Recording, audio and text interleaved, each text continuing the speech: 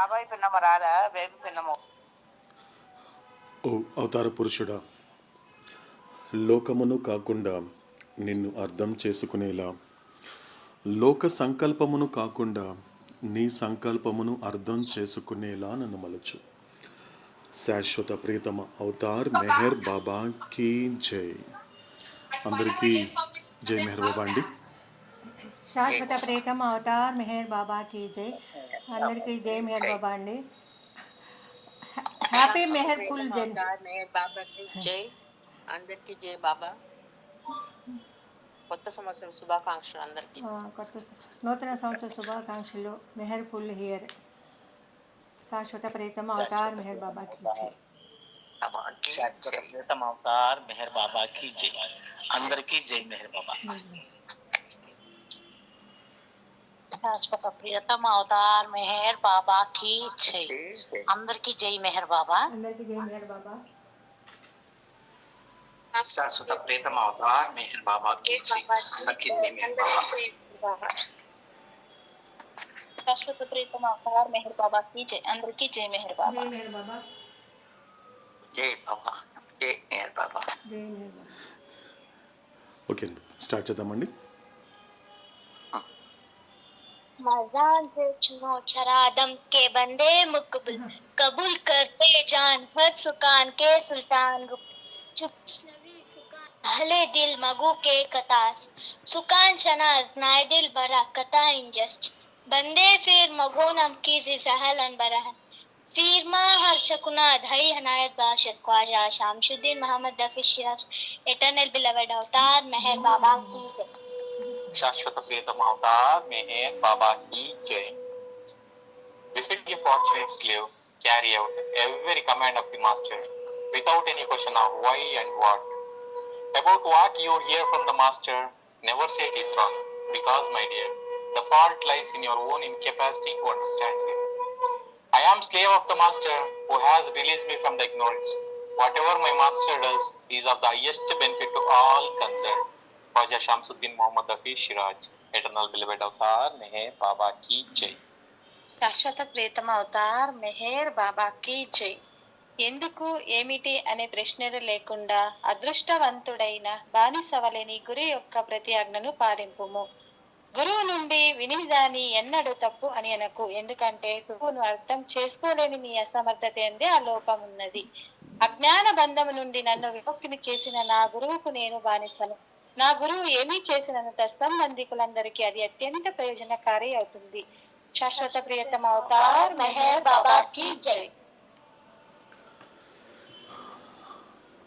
అవతార పురుషుడైన మెహర్ బాబా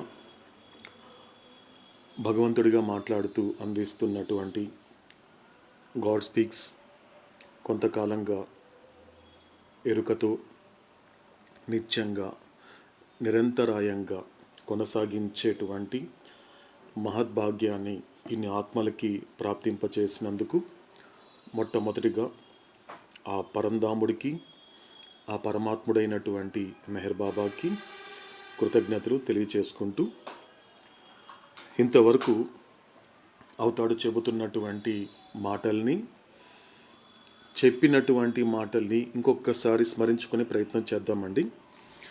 అంతకన్నా మొదటిగా ఒక్కసారి 454 దాని గురించినటువంటి ఎవరన్నా కొంచెం స్మరించుకోగలిగితే ఆ తర్వాత మిగతా విషయాలకు కూడా మనము కాస్త రివిజన్ చేసుకుందామండి.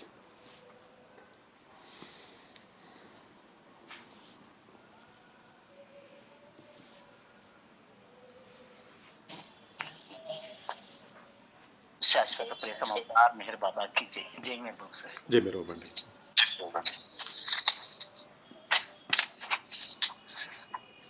454 గురించి నాన్న ఇచ్చినటువంటిది 5 విషయాలు. నలుగురు 5ంటితో కనెక్ట్ అయినప్పుడు జరిగే 4 ఫలితాల యొక్క వివరణ. శరీరపు యొక్క ఎరుక, ప్రపంచం యొక్క అనుభవము, భూమికి మీద ప్రయాణము, కలిగి ఉండే బంధనము, కలిగి ఉండే సంస్కారం. ఎక్కువ ఆత్మలు, మోస్ట్ సోల్స్, స్థూల సంస్కారములు కలిగి ఉంటారు. అత్యంత బంధనము కలిగి ఉంటారు. స్థూల లేక అన్న భూమిక మీద ప్రయాణం చేస్తుంటారు. స్థూల ప్రపంచం యొక్క అనుభవము కలిగి ఉండి స్థూల శరీరపు యొక్క ఎరుక కలిగి ఉంటారు. తక్కువ ఆత్మలు సూక్ష్మ సంస్కారములు కలిగి ఉండి తేలికైన బంధనము కలిగి ఉండి సూక్ష్మ భూమిక లేదా ప్రాణ భూమిక మీద ప్రయాణం చేస్తూ సూక్ష్మ ప్రపంచం యొక్క అనుభవం కలిగి ఉండి సూక్ష్మ శరీరపు యొక్క అనుభవమును కలిగి ఉంటారు. పీసోల్స్ కొద్ది ఆత్మలు మానసిక సంస్కారములు కలిగి ఉండి అతి తేలికైన బంధనము కలిగి ఉండి మానసిక భూమిక మీద ప్రయాణం చేస్తూ మానసిక ప్రపంచం యొక్క అనుభవం కలిగి ఉండి మానసిక శరీరం యొక్క ఎరుక కలిగి ఉంటారు. వెరీ ఫ్యూ సోల్స్ అతి కొద్ది ఆత్మలు ఎటువంటి సంస్కారములు కలిగి ఉండక ఎటువంటి బంధనము కలిగి ఉండక విజ్ఞాన భూమిక మీద ప్రయాణం చేస్తూ పరమాత్మ యొక్క అనుభవం కలిగి ఉండి స్వస్వరూపం యొక్క ఎరుక కలిగి ఉంటారు. శాశ్వత ప్రీతం అవతార్ మెహర్ బాబాకి. ఓకేనండి. సో ఇక్కడ మనకి 454లో సో ఫస్ట్ మనకి ఇంపార్టెంట్ ఏంటి అన్నప్పుడు ఉన్నటువంటి ఆత్మలు. ఎందుకంటే అవతారుడు సాధారణంగా ఒక మనిషి ఒక జడ్జ్ చేస్తున్నప్పుడు కానీ లేకపోతే ఒక నిర్ణయించే గుణం కలిగినటువంటి మానవుడు మనుషుల్ని తన తోటి వ్యక్తుల్ని కూడా కొన్ని సందర్భాలలో ఒక నిర్ణయించే గుణంతో ఉంటాడు. ఎందుకంటే ఇతను మంచివాడని అతను మంచివాడు కాదని ఇతను పుణ్యాత్ముడని అతను పుణ్యాత్ముడు కాదని ఇటువంటి వాటికి ఆస్కారం లేకుండానే అవతాడు 4 భాషలు చెప్పేశాడు. అది కూడా ఆత్మ భాషలో చెప్పేశాడు. ఉన్నది 4 ఆత్మలు మాత్రమే, ఇంకెవ్వరు లేరు. అంటే తనను తాను తెలుసుకున్నటువంటి ఆత్మ. ఎందుకంటే కేవలం దేహానికి పరిమితమైనటువంటి ఒక ఆత్మ అది మోస్ట్ సోల్ కింద వచ్చినప్పుడు తన గురించి తను తెలుసుకుంటున్నప్పుడు తానెవరు, ఇంతవరకు నువ్వెవరు అని ప్రశ్నించినటువంటి జీవుడు మొట్టమొదటిసారిగా తనను తాను ప్రశ్నించుకున్నప్పుడు తనను తాను ఆవిష్కరించుకునేటువంటి ప్రయత్నంలో భాగంగా ఈ ఆధ్యాత్మిక మార్గం అనేది ప్రారంభించినప్పుడు అక్కడి నుంచి ఎలా స్టార్ట్ అవుతుంది అన్నప్పుడు సంసోల్గా తను ప్రయాణం స్టార్ట్ చేస్తాడు. అంటే ప్రయాణం మొదలయ్యేది మాత్రం సంసోల్గానే మొదలవుతుంది. ఇక్కడ అవతాడు చెప్పే మాటలు ఎలా ఉంటున్నాయంటే అంటే ఆధ్యాత్మిక మార్గం అనేటువంటిది ప్రారంభించినప్పుడు నీకు మోస్ట్ సోల్గా కాకుండా సంసోల్గా ఉంటావు. అక్కడి నుంచి ఆ తర్వాత ఏం జరుగుతోంది అన్నప్పుడు ఇక్కడ అవతాడు ఏం చెప్తున్నాడు స్పష్టంగా అంటే ఎప్పుడైతే ఆధ్యాత్మిక మార్గం అనేది ప్రారంభించినప్పుడు, ఎందుకంటే సంసోల్ అనేటువంటిది ఎలా స్టార్ట్ అయింది అంటే ఎలా తెలుస్తుంది అన్నప్పుడు అవతాడు మేము ఆధ్యాత్మిక మార్గంలో ప్రవేశించాము, మేము ఆధ్యాత్మిక మార్గంలో ఉన్నాము అని వాళ్ళు చెప్పుకోరని చెప్పాడు అవతాడు. ఆ విషయం గతంలో చూసాం. ఎందుకంటే స్పిరిచువల్ బాత్ అనేటువంటిది ప్రారంభం అవడం అనేది అది దేనికి ఇండికేషన్ అంటే అంతర్ముఖం అవుతుంది. ఎందుకంటే నేను అంతర్ముఖం అయ్యానండి అని ఎవరు చెప్పుకోరు వేరే వ్యక్తులతో కూడా. ఎందుకంటే నేను ఆధ్యాత్మిక మార్గంలో ఉన్నానంత చెప్పినంత తేలిగ్గా అంతర్ముఖం అయ్యానండి అని ఎవరు చెప్పుకోరు. ఎందుకంటే నువ్వు ఇంకా బయట ఆ విధమైనటువంటి ప్రచారం చేసుకుంటున్నావు, అలా విధంగా ప్రదర్శించుకుంటున్నావు అంటే నువ్వు ఇప్పటికీ బాహ్యముఖం అయినట్లే. అందుకే అవతాడు ఏం చెప్తాడు మనకి గతంలో కూడా ఆధ్యాత్మిక మార్గం అనేది ప్రారంభించడం అనేది దేని మీద ఆధారపడి ఉంటుంది అంటే అంతర్ముఖం మీదనే ఆధారపడి ఉంటుంది అని చెప్పాడు అవతాడు. కాబట్టి అంతర్ముఖం అయినటువంటి సాధకుడు ఎక్కడి నుంచి ప్రయాణం మొదలు పెడతాడంటే సంసోల్ నుండి. కాబట్టి సంసోల్ నుండి కూడా మొదలు పెట్టడం అనేది సంసోల్ వంతున, కానీ కొనసాగించడం అనేటువంటిది ఏదైతే అతి ముఖ్యమైనటువంటి ఒక మజిలీ ఏదైతే ఉందో అది కేవలము ఫ్యూ సోల్స్ మాత్రమే చేస్తారని చెప్పాడు అవుతాడు. ఎందుకంటే నువ్వు గమ్యానికి దగ్గర అవ్వాలి అంటే, ఎందుకంటే మార్గం ప్రారంభిస్తే సరిపోదు, ప్రయాణం ప్రారంభిస్తే సరిపోదు, ఆ ప్రయాణాన్ని కొనసాగించాలి. ఇది మనకు అవతాడు ఇన్ని రోజులుగా చెబుతున్నటువంటి ఒకే ఒక మాట. కాబట్టి దానిని నువ్వు నిరంతరం చేయాలి ప్రయాణం అనేది. కాబట్టి నువ్వు కొనసాగించగలిగితేనే గమ్యానికి దగ్గర అవుతావే తప్ప ప్రారంభిస్తే గమ్యానికి దగ్గరవు. ఇది మనకు అవతాడు చెబుతున్నటువంటి మాట. కాబట్టి అలా కొనసాగించేటువంటి వాళ్ళు ఎవరైనా ఉన్నారంటే వాళ్ళు కేవలం ఫ్యూ సోల్స్ మాత్రమే అని చెప్పాడు అవతాడు. అంటే అవతాడు ఒక స్టేట్మెంట్ ఇచ్చినప్పుడు, ఒక మాట చెప్పినప్పుడు దాని వెనక ఉన్నటువంటి అంతరార్థాన్ని పట్టుకోగలిగితే అర్థమవుతుందండి. ఎందుకు నేను ఎంపిక చేయబడిన కొద్ది మంది కోసమే ఐఎమ్ ఫర్ సెలెక్టెడ్ ఫ్యూ అనే మాట అంటాడు అవతాడు. ఎందుకు సెలెక్ట్ చేసుకున్నాడు అవుతాడు అంటే కారణం ఏంటి అంటే వాళ్ళందరూ తమ ప్రయాణాన్ని కొనసాగిస్తున్నారు. సో కొనసాగిస్తున్నారు కాబట్టి వాళ్ళని దేనికి దగ్గరగా ఉన్నారు, వాళ్ళు చేరాల్సినటువంటి గమ్యానికి దగ్గరగా ఉన్నారని చెప్పాడు అవుతాడు. కాబట్టి ఎప్పుడైతే నువ్వు ఫ్యూసోల్గా గనుక కొనసాగించగలిగితే ఆ గమ్యస్థానం అయినటువంటి భగవత్ సాక్షాత్కారము అనేటువంటిది నీకు ప్రాప్తిస్తుంది. సో ఇది మనకు అవుతాడు చెప్పినటువంటి 4 ఆత్మల గురించి. కాబట్టి ఇంక తర్వాత చూస్తే, ఎందుకంటే అంతర్ముఖం అయితే ఈ 5 కనిపిస్తాయండి, ఇంకేం కనబడవండి. ఎందుకంటే అవతాడు చెప్పేటువంటి ప్రతి మాట వెనక ఉన్న అంతరార్థాన్ని పట్టుకోగలిగితే ఈ 5 తప్ప మనకేం కనబడదండి. 5 కనిపిస్తుంది. 1 శరీరాలు, ప్రపంచాలు, భూమికలు, బంధనాలు, సంస్కారాలు, అంతే. 5 తప్పించి ఇంకేమీ లేదు. ఎందుకు వచ్చింది నాకు? ఎందుకంటే ఆ లాస్ట్ దానికి తర్వాత ఫస్ట్ దానికి కనెక్షన్ పాయింట్ అండి. అందుకే మనకు అవతాడు గతంలో కూడా, అంటే నువ్వు ఎవరితో సంసారం చేస్తున్నాడు ఈ జీవుడు అంటే ఇక్కడ ఎవరితో సంసారం చేయటం లేదు. ప్రతి జీవుడు కూడా తమ తమ సంస్కారాలతో సంసారం చేస్తున్నాడు. అంటే అర్థం ఏంటి? నువ్వు ఎంత కాలం అయితే, ఎప్పటి వరకు అయితే సంస్కారాలు కలిగి ఉన్నంత వరకు ఆ సంస్కారాలకి సంబంధించినటువంటి కాయంతో నీకు కాపురం తప్పదు. కాబట్టి 2 మాటలు, సంస్కారములతో సంసారం, కాయంతో కాపురం. ఇది చెప్పేసాడు అవుతాడు మనకి స్టార్టింగ్లోనే. కాబట్టి ఇలా కొనసాగించుకుంటూ పోతున్నప్పుడు ఎలా కనెక్ట్ చేసుకోవాలి, నన్ను నేను ఎలా విచారణ చేసుకోవాలి, నేను మోస్ట్గా ఉన్నానా, సమ్గా ఉన్నానా? ఒకవేళ నేను సమ్ కాకపోతే మోస్ట్గా ఉన్నప్పుడు అంటే దేనికి లోబడి ఉన్నాను, ఆ సంస్కారాలకి లోబడుతున్నప్పుడు ఆ సంస్కారాల యొక్క స్వభావం ఏంటి, వాటి స్వరూపం ఏంటి అనేది విచారణ చేయమంటాడు అవుతాడు. కాబట్టి అందులో భాగంగానే మనకి సో ఈ గాడ్ స్పీక్స్ అనేటువంటి ఒక గొప్ప ఒక ప్రవాహాన్ని అందిస్తున్నాడు అవుతాడు. ఇది ఒక ప్రవాహం అండి. ఎందుకంటే గాడ్ స్పీక్స్ అనేటువంటిది పుస్తకం కాదండి. గాడ్ స్పీక్స్ అనేది కేవలం 276 పేజీల పుస్తకం అని చెప్పడానికి లేదు. అదొక మహాసాగరం. కాబట్టి మహాసాగరం అనేటువంటి వాడు మాట్లాడితే ఎలా ఉంటుంది? ఆ మహాసాగరం అనేటువంటి వాడు తనలోనే ఉంటూ తనతోనే ఉన్నటువంటి బుడగతో మాట్లాడుతున్నాడు. కాబట్టి ఇక్కడ ఎవరితో మాట్లాడుతున్నాడు? Ocean speaks to the bubble. కాబట్టి బబుల్తో మాట్లాడుతున్నాడు, బుడగతో మాట్లాడుతున్నాడు. సో అలా చెబుతున్నప్పుడు మనకి అవుతాడు ఒక 3 మజిలీలుగా మనకి డివైడ్ చేసాడు అవుతాడు. గాడ్ స్పీక్స్ అంతా కూడా కంటెంట్స్ మనం ఒకసారి చూస్తే 3 మజిలీలు. మొదటి మజిలీ ఏంటి?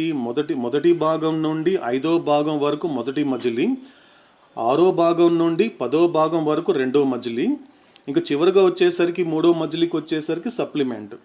కాబట్టి మొదటి మజిలీలో కూడా మనకి అవుతాడు అంటే సంక్షిప్తంగా క్లుప్తంగా చెప్పడం జరుగుతుంది. ఉన్నటువంటి విషయాన్ని విడమర్చి కాకుండా క్లుప్తంగా చెప్పడం జరుగుతుంది. ఎందుకంటే ఆ క్లుప్తంగా చెప్పిందన్నీ కూడా మనకి ఫస్ట్ పార్ట్లో ఉన్నటువంటి ఆ స్టేట్స్ ఆఫ్ కాన్షియస్నెస్లోనే ఉంటుంది. కాబట్టి 7 పేజెస్ అనేది కూడా అవతాడు చెప్పేటువంటి ప్రతి మాటకి ప్రతి అక్షరానికి ఒక ఫౌండేషన్.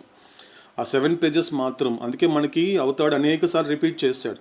ఎంతవరకు అయితే మన రిపీట్ చేసుకుంటూ ఉండండి, నేను చెప్పినటువంటి మాటని రిపీట్ చేసుకుంటూ ఉండండి, ముఖ్యంగా 7 పేజెస్. ఎందుకంటే అది ఒక రకంగా చెప్పాలంటే ఒక సప్త భూమికలతో సమానం ఆ 7 పేజీలు అనేది. అంత గొప్పగా ఉంటుంది. మొత్తం కంప్లీట్గా క్లుప్తంగా అందించాడు అవుతాడు. ఎక్కడ ఎక్స్పాండ్ చేయలేదు కానీ క్లుప్తంగా అందించాడు. సో అందులో అందించినటువంటి వాటిని ఇంకొకసారి స్మరించుకునే ప్రయత్నం చేద్దామండి. సో అందులో మనకి అవుతాడు స్టేట్స్ ఆఫ్ కాన్షియస్నెస్లో చెప్పిన మాటని ఇంకొకసారి మనము ఒకసారి రివిజన్ చేసుకుంటే, ఇంకొకసారి అడిగి చెప్పించుకుంటే మనకి ఇక్కడ అవుతాడు చెప్పిన మాటలు ఏంటి? ఈ 4 ఆత్మలు మరియు ఈ 4 కనెక్ట్ అయినటువంటి ఆ 5 విషయాలు కనెక్ట్ అయినప్పుడు అవుతాడు ఇక్కడ చెప్పిన మాట ఏంటి అన్నప్పుడు, ముఖ్యంగా సంస్కారాల యొక్క టాపిక్ వచ్చినప్పుడు ఎలా ఇంట్రొడ్యూస్ చేశాడు అవుతాడు అన్నప్పుడు, ఎందుకంటే సాధారణంగా జ్ఞానం గురించి చెబుతున్నప్పుడు జ్ఞానానికి అడ్డుకునేది అజ్ఞానం అండి. సాధారణంగా అంటే ఎలా ఉంటుంది? అవతాడు ఈ యొక్క ప్రాసెస్ ఆఫ్ అవేకనింగ్ అంటే దారి తప్పినటువంటి తన బిడ్డని దారిలో పెట్టుకునేటువంటి ప్రక్రియలో భాగంగా పూర్తి గాఢ నిద్రావస్థలో స్వప్నావస్థలో ఉన్నటువంటి తన బిడ్డని పూర్తిగా మెలకు వచ్చేలాగా చేసేటువంటి ప్రక్రియలో భాగంగా ఆయన ఒక ప్రాసెస్ ఆఫ్ అవేకనింగ్ ఎలా ఉంటుంది అంటే, ఎందుకంటే జ్ఞానం పొందాలి, ఎందుకంటే జ్ఞానం చేతనే మోక్షం, ఎందుకంటే మనకి యూనివర్సల్లో చెప్పబడినట్లుగా ఎందుకంటే జ్ఞానం చేతనే మోక్షం. కాబట్టి జ్ఞానం కన్నా ముందు చెప్పిన 2 విషయాలు ఏంటంటే యూనివర్సల్ లాలో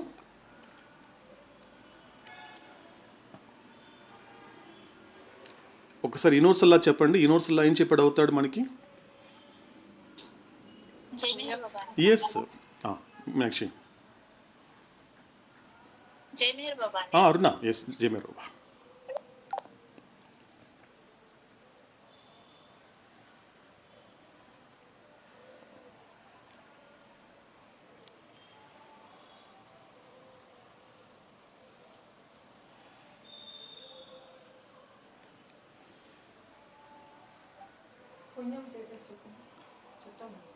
ఎస్ అరుణ. Yes continue.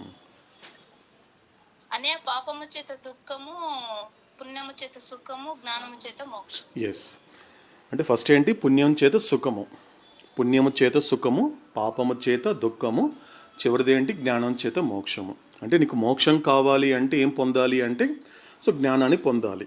కానీ ఆ జ్ఞానం పొందనివ్వకుండా అడ్డుపడేది ఏంటి అన్నప్పుడు అజ్ఞానం. నిజానికి అజ్ఞానమే అడ్డుపడుతోంది. కానీ ఇక్కడ అవతాడు అన్నిటికీ ఒక అవరోధమైనటువంటి సంస్కారాలని ఎంత గొప్పగా పరిచయం చేశాడు అంటే, ఈ సంస్కారాలకి కారణము ఏంటి అని చెప్పినప్పుడు అవతాడు అజ్ఞానం గురించి చెప్పలేదు మనకి అవతాడు. అందుకేం చెప్పాడు మనకి స్టార్టింగ్లోని?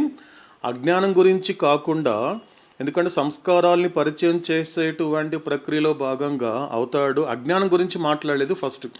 ఫస్ట్ ఏం మాట్లాడాడండి? దేనికి కారణం సంస్కారాలు అని చెప్పాడు అవుతాడు? వ్యత్యాసాలకి, నీకున్నటువంటి డిఫరెన్సెస్కి. ఎందుకంటే first important, that is the beauty of his awakening process అండి. అవతార పురుషుల్లో ఉన్నటువంటి అందం అంతా ఎక్కడ ఉంటుంది అంటే, ఆయన చెప్పేటువంటి అతి సర్వసాధారణంగా ఉంటుంది, అర్థం చేసుకునేలా ఉంటుంది. ఎందుకంటే అజ్ఞానం గురించి మాట్లాడలే అవుతాడు, ఫస్ట్ మాట్లాడలేదు. అజ్ఞానం అనేది రెండో విషయం చెప్పాడు, రెండో యొక్క అది కారణం అని చెప్పాడు, రెండో యొక్క విషయం చెప్పాడే తప్ప మొదటిగా చెప్పింది ఏంటి అన్నప్పుడు డిఫరెన్సెస్. అంతా ఒక్కటే కదా, ఆత్మలన్నీ ఒక్కటే కదా, ఆత్మలని ఆత్మలుగా చూస్తున్నంత వరకు అంతా ఒక్కటే అయినప్పటికీ కానీ మనుషుల మధ్య ఉన్నటువంటి ఇన్ని తేడాలకి వ్యత్యాసాలకి కారణం ఏంటి? అవుతాడు స్టార్టింగ్ పాయింట్ అదే కదా అండి, అంతా ఒకటే, అంతా అన్నీ కూడా ఆత్మలే. కాబట్టి అటువంటి ఆత్మ భావన అందరికి ఉందా అంటే అందరికీ లేదది. సర్వసాధారణంగా చెప్పుకుంటే అవుతాడు స్టార్ట్ చేసిన పాయింట్ అదే. ఏం చెప్పాడు అవుతాడు? ఫస్ట్ మాట ఏంటి అన్నప్పుడు ఆల్ సోల్స్, అన్నీ కూడా ఆత్మలే, ఉన్నటువంటిది ఆత్మ. కాబట్టి ఇక్కడ నాకు ఏం కనబడుతోంది? ఉన్న విషయాలు ఒక పరమాత్ముడికి ఏం కనబడుతోంది? అన్ని ఆత్మలుగానే కనబడుతున్నాయి. కానీ నాకేం కనబడుతోంది? కానీ దేహాలే కనబడుతున్నాయి, దేహాల్లో ఉన్నటువంటి వ్యత్యాసాలు కనబడుతున్నాయి, దేహాల్లో ఉన్నటువంటి వివిధమైనటువంటి ఆ స్వభావాలు కనబడుతున్నాయే తప్ప అంతా ఒకటే అనేటువంటి ఆ ఏకత్వ భావం నాకు రాలేదే. దానికి కారణం ఏంటి అని చెప్పినప్పుడు అది అవుతాడు చెప్పినటువంటి పరిచయం చేసిన విధానం అండి. ఒక్కసారి మనం దాన్ని గమనిస్తే ఎంత గొప్పగా విధానాన్ని అవుతాడు అవలంబించాడో చూడండి. కాబట్టి ఫస్ట్ ఏం చెప్తాడు అవుతాడు? The cause of this difference, ఈ యొక్క వ్యత్యాసాలన్నిటికీ కూడా కారణం ఏంటి అంటే ఏంటి? ప్రతి ఒక్క ఆత్మ కలిగి ఉన్నటువంటి వివిధమైన వైవిధ్యమైనటువంటి సంస్కారాలే. కాబట్టి ఆ సంస్కారాల వలనే నీకు తేడాలు కనబడుతున్నాయి. ఉదయం లేచినప్పటి నుండి రాత్రి పడుకునేంత వరకు ప్రపంచంలో నువ్వు చేసేటువంటి యాక్టివిటీస్ కానీ, ప్రపంచంలో నువ్వు చేసే పనుల్లో కానీ నీ బ్యాక్గ్రౌండ్ ఎలా వెళ్తోంది? వీళ్ళు నా వాళ్ళు, వాళ్ళు నా వాళ్ళు కాదు, ఇది నాది, ఇది నాది కాదు, ఇది నాకు సంబంధించింది, అది నాకు సంబంధించింది కాదు అనే వ్యత్యాసాలకి కారణం ఎవరు అంటే సంస్కారాలు అని చెప్పాడు అవుతాడు. ఆ తర్వాత చెప్పాడు అజ్ఞానం అని చెప్పాడు అవుతాడు. కాబట్టి ఎప్పుడైతే కలిగి ఉన్నటువంటి సంస్కారాలు అనేది ప్రయాణం చేస్తున్నప్పుడు, ముఖ్యంగా 454లో హ్యావ్ ఇంప్రెషన్స్ అనేటువంటి టాపిక్ వచ్చినప్పుడు వెంటనే గుర్తుపెట్టుకోవాల్సిన ఏంటి అన్నప్పుడు cause of difference and cause of ignorance ఈ సంస్కారాస్. నాలో ఉన్నటువంటి వ్యత్యాసాలకి, నాలో ఉన్నటువంటి అజ్ఞానానికి కారణం ఏంటి?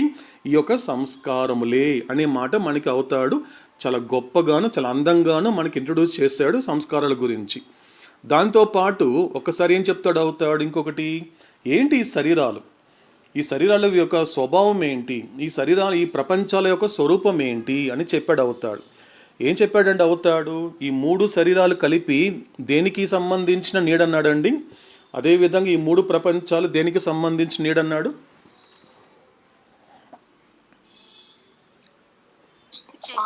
యొక్క నీడలు ఆ, శరీరాలనా, ఆ, పరమాత్మ యొక్క నీడలు ప్రపంచం. ప్రపంచాలండి. గుడ్ అండి. సో ఇక్కడ ఏమంటున్నాడు, నీకున్నటువంటి స్థూల, సూక్ష్మ, మానసిక శరీరాలు అనేటువంటిది ఏంటి?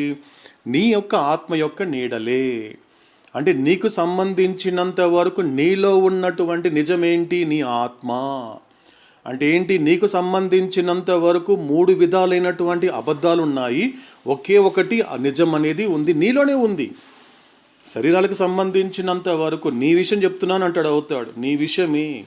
కాబట్టి నీకు సంబంధించినంత వరకు 3 విధాలైనటువంటి అబద్ధాలు శరీర రూపాల్లో ఉన్నాయి, ఉన్నటువంటి ఒకే ఒక నిజం ఆత్మ రూపంలో ఉంది. అందుకే అవుతాడు 7 రియాలిటీస్ చెప్పినప్పుడు మొట్టమొదటిగా ద ఓన్లీ రియల్ ఎగ్జిస్టెన్స్ అని అడుగుతాడు. అంటే ఉన్నటువంటి ఏకైక వాస్తవమైన అస్తిత్వం. కొంచెం యాజ్ ఇట్ ఈస్గా అవుతాడు చెప్పిన మాట మనం వింటే ఏం చెప్పాడు అవుతాడు 7 రియాలిటీస్లో? ఫస్ట్ ఏంటి అంటే ఓన్లీ రియల్ ఎగ్జిస్టెన్స్. కాబట్టి అస్తిత్వాలు లేవు, నీలో ఉన్నది అస్తిత్వమే. ఎలా ఉంది? అది ఒక్కటిగా ఉంది, అది వాస్తవంగా ఉంది, ఏకైక వాస్తవమైనటువంటి అస్తిత్వమే. కాబట్టి what is my cause, what is the root of my existence అనేది నువ్వు విచారణ చేయగలగాలి. విచారణ చేస్తే నీకేం తెలుస్తుంది? ఈ శరీరాలు నేను కాదు. ఎవరిని నేను? ఈ శరీరాలని తన యొక్క నీడగా కలిగి ఉన్నటువంటి ఆత్మనే నేను. కాబట్టి అవుతాడు నాతో ఏమంటున్నాడు, నీకు సంబంధించినంత వరకు అబద్ధం అనేది 3 రూపాల్లో ఉందిరా. అది స్థూల, సూక్ష్మ, మానసిక శరీరాల రూపంలో ఉంది. ఇదంతా కూడా నీడలే, కాబట్టి ఇవన్నీ అబద్ధాలే. రెండోది ఏంటి? నీ నిజమైన స్వరూపం ఏంటి అన్నప్పుడు నువ్వు ఆత్మవి. కాబట్టి శరీరాలకు సంబంధించినంత వరకు అవుతాడు చెప్పిన గొప్ప రియాలిటీ ఇది. అదేవిధంగా ప్రపంచాలకు వచ్చేసరికి తనతో కంపేర్ చేసుకుంటున్నాడు అవుతాడు. ఇప్పుడు ప్రపంచాలకు సంబంధించినంత వరకు చూస్తే నేను మాత్రమే నిజాన్ని, నేను మాత్రమే పరమాత్మ అయినటువంటి నేను మాత్రమే రియాలిటీ. కాబట్టి నా నుండి వచ్చినటువంటి నీడలే ఈ 3 ప్రపంచాలు, ఈ త్రిలోకాలు. అది స్థూల ప్రపంచం కావచ్చు, సూక్ష్మ ప్రపంచం కావచ్చు, మానసిక ప్రపంచం కావచ్చు. ఇదంతా కూడా ఏమిటి అంటే నా యొక్క నీడలే అని చెప్పాడు అవుతాడు.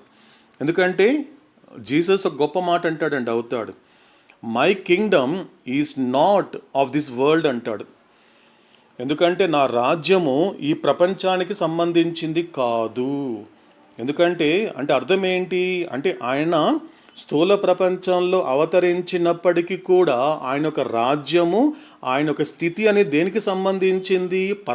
పరబ్రహ్మకి సంబంధించింది. అందుకేం చెప్పాడు Jesus Christ, my Kingdom is not of this world. నా యొక్క రాజ్యం అనేటువంటిది ఈ ప్రపంచానికి సంబంధించింది కాదు. కాబట్టి ఇదంతా కూడా ఈ 3 ప్రపంచాలు కూడా నా నీడలే అని చెప్పాడు అవుతాడు. అలా చెబుతూ ఉన్నటువంటి నిజం ఏంటి? ఒకే ఒక నిజం అని చెప్పాడు అవుతాడు. ఏంటి ఆ నిజం అంటే కేవలము పరమాత్ముడు ఒక్కడే వాస్తవమైనటువంటి నిజమైన వాడు. The only reality is the over soul. కేవలం పరమాత్ముడు ఒక్కడే ఇక్కడ ఉన్నటువంటి నిజస్వరూపుడు అంతే చెప్పాడు అవుతాడు. అదేవిధంగా ఇక్కడ అవుతాడు కన్నెక్ట్ చేస్తున్నప్పుడు ముఖ్యంగా చెప్పింది ఏంటి? సాధారణంగా మనిషి మాట్లాడుతున్నప్పుడు అతను మాట్లాడే భాష కానివ్వండి, మాట్లాడే విధానం కానివ్వండి ఎక్కడి నుంచి నేర్చుకుంటాడు అంటే ఒక ఉపాధ్యాయులు, టీచర్ల నుండి స్కూల్లో, కాలేజ్లో నేర్చుకుంటాడు, లేకపోతే సమాజం నుండి నేర్చుకుంటాడు, లేకపోతే కుటుంబం నుంచి నేర్చుకుంటాడు సాధారణంగా. కానీ ఒక గురువు మాట్లాడితే ఎలా ఉంటుంది? ఎందుకంటే గురువు మాట్లాడే ప్రతి మాట ఒక రియాలిటీ కాబట్టి, గురువు మాట్లాడే ప్రతి మాట ట్రూత్ కాబట్టి అలా మాట్లాడితే ఎలా ఉంటుంది అని చెప్పినప్పుడు అవతాడు ఏం చెప్పాడు? ఇక్కడ చెప్పినటువంటి యొక్క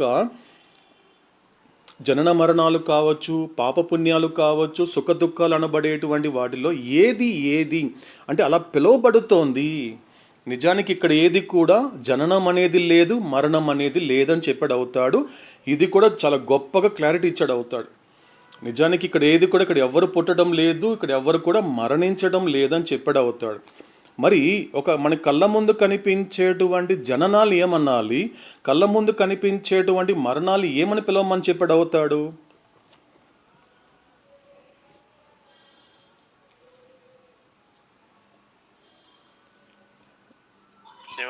జై మేరోబా రవీంద్ర. అదే sir, association with body and dissociation with body sir. Yes, association with gross form. Association with gross form అంటే స్థూల శరీరంతో ఏర్పడేటువంటి కలయిక. అంటే కొంచెం అర్థం చేసుకోవాలి. Association with a gross form. ఇక్కడ నీకేం కనపడుతోంది? నువ్వు పుట్టావు, నీకు ఒక డేట్ ఆఫ్ బర్త్ ఉంది. నీకేమిటి? ఒక డేట్ ఆఫ్ బర్త్ నీకు తెలుసు. అదేవిధంగా ప్లేస్ ఆఫ్ బర్త్ నీకు తెలుసు. అంటే నువ్వు ఎక్కడ పుట్టావు, తర్వాత ఏ రోజున పుట్టావు అన్న విషయం నీకు తెలుసు. అంటే ఏం జరిగింది? నీ బర్త్డే రోజు ఏం జరిగింది అంటే ఇక్కడ అవుతాడేమంటున్నాడు, నిజానికి నువ్వు పుట్టడం అనేది జరగలేదు. నీ కళ్ళ ముందు రోజు అద్దంలో చూసుకున్నటువంటి ఆ యొక్క స్థూల రూపంతో అసోసియేషన్ అనేది ఏర్పడింది. నువ్వు అసోసియేట్ అయ్యావు, అంతవరకే. ఈ మాట కొంచెం, ఎందుకంటే ఇప్పుడు రిపీట్ చేస్తున్నాడు మనకి ప్రస్తుతం మాట్లాడే మాటలో. ఎందుకంటే చాలా కాలం ఎప్పుడో ఫస్ట్ పార్ట్లో మాత్రమే వాడినటువంటి ఆ పదాన్ని ఇప్పుడు ఎక్కువ వాడుతున్నాడు. ఇప్పుడు మన యొక్క అవస్థాత్రయంలో ఏ మాటని? అసోసియేషన్ ఎక్కువ వాడుతున్నాడు. కాబట్టి బర్త్ అంటే ఏంటి? బర్త్గా పిలువబడేటువంటిది ఏంటి అన్నప్పుడు it is the association with the gross form. స్థూల శరీరంతో నువ్వు ఏర్పరచుకున్నటువంటి కలయికే జననంగా నువ్వు అలా పిలుచుకుంటున్నావే తప్ప అది కేవలం కలయిక మాత్రమే. ఇకపోతే డెత్గా పిలువబడేది ఏంటి అన్నప్పుడు it is the dissociation from gross form. It is a dissociation from gross form. అంటే ఏ యొక్క గ్రాస్ ఫామ్తో అయితే నువ్వు కలయిక ఏర్పరచుకున్నావో ఆ యొక్క స్థూల శరీరం నుండి విడిపడమే. విడిపడుతున్నావు. అందుకే బాడీ తీసుకున్నాడు, బాడీ విడిచిపెట్టాడు అనే పదం మనం సాధారణంగా వాడుతూ ఉంటాం. ఇది అవుతాడు నేర్పించిన భాషే. అంతకన్నా అందమైన భాష ఏంటి అన్నప్పుడు అవుతాడు చెప్పినటువంటి అసోసియేషన్ అండ్ డిసోసియేషన్ అని చెప్పినప్పుడు మరో గొప్ప భాష నేర్పించాడండి ఫస్ట్ పార్ట్లో అవుతాడు. ఏం నేర్పించాడు? It is only because of impressions. ఇదంతా కేవలం ఏంటి అంటే అనంతమైనటువంటి శాశ్వతమైనటువంటి ఆత్మ తనను తాను పరిమితంగాను, తనను తాను అశాశ్వతంగాను, తనను తాను ఒక రూపానికి పరిమితంగా ఎందుకు మిగిలిపోయింది అంటే ఇదంతా కేవలం ఎవరి వలన? కేవలము ఒక సంస్కారముల వలన మాత్రమే. కేవలం సంస్కారముల వలన మాత్రమే. అంటే ఈ భాష చూడండి, ఒక్కసారి గమనిద్దామండి. అవతాడు నేర్పించే భాష ఎంత గొప్పగా ఉంటుంది అంటే దీనిని కాస్త ఆచరణాత్మకంగా పెడితే జీవితంలో, ఎందుకంటే గడిపేటువంటి జీవితంలో ముఖ్యంగా విచారణ చేసుకుంటున్నటువంటి ప్రక్రియలో భాగంగా ఈ మాటని గనక కాస్త ఆచరణాత్మకంగా పెట్టగలిగితే చాలా మార్పులు కనిపిస్తాయండి జీవితంలో. ఎందుకంటే ఎటువంటి మార్పులు అంటే అవతారుడు మెచ్చే మార్పులు. నీకు నచ్చే మార్పులు కాదు, అవతారుడికి మెచ్చే మార్పులు నీలో కనబడతాయి. ఆయన నీలో ఎటువంటి మార్పును కోరుకుంటున్నాడో అటువంటి మార్పులు కనబడుతుంది. ఎలా కనబడుతుంది అంటే ఈ ఒక్క భాష అండి, ఇది ఒక్క లైన్ ఒక్కసారి ఆచరణాత్మకంగా పెట్టగలిగితే ఎలా అంటే సాధారణంగా ఒక మనిషి హ్యాపీగా ఉండాలన్నా లేకపోతే బాధల్లో ఉండాలన్నా కూడా అది దేనికి సంబంధించి దేనికి కనెక్ట్ అవుతుంది అంటే జరిగే వాటితో కనెక్ట్ అవుతాడు. ఎందుకయ్యా నువ్వు హ్యాపీగా ఉన్నావు అంటే, లేదండి నేను అనుకున్నవన్నీ జరుగుతున్నాయండి, జరిగిందండి, జరగబోతోందండి, కాబట్టి అందుకు హ్యాపీగా ఉన్నాను. అదేవిధంగా బాధల్లో ఉన్న వ్యక్తిని కూడా మనం పలకరిస్తే, ఎందుకయ్యా బాధల్లో ఉన్నావు, ఎందుకు అంతలా బాధపడుతున్నావు అంటే అతడు కూడా జరిగిపోయిన దానిని, జరుగుతున్న వాటిని, జరగబోయే దానితోనే కనెక్ట్ అవుతాడు. అంటే అర్థం ఏంటి ఇక్కడ అంటే నువ్వు హ్యాపీగా ఉండాలి అన్నా, బాధల్లో ఉండాలన్నా కూడా జరిగే వాటితో నువ్వు కనెక్ట్ అవుతున్నావు అంతే తప్ప.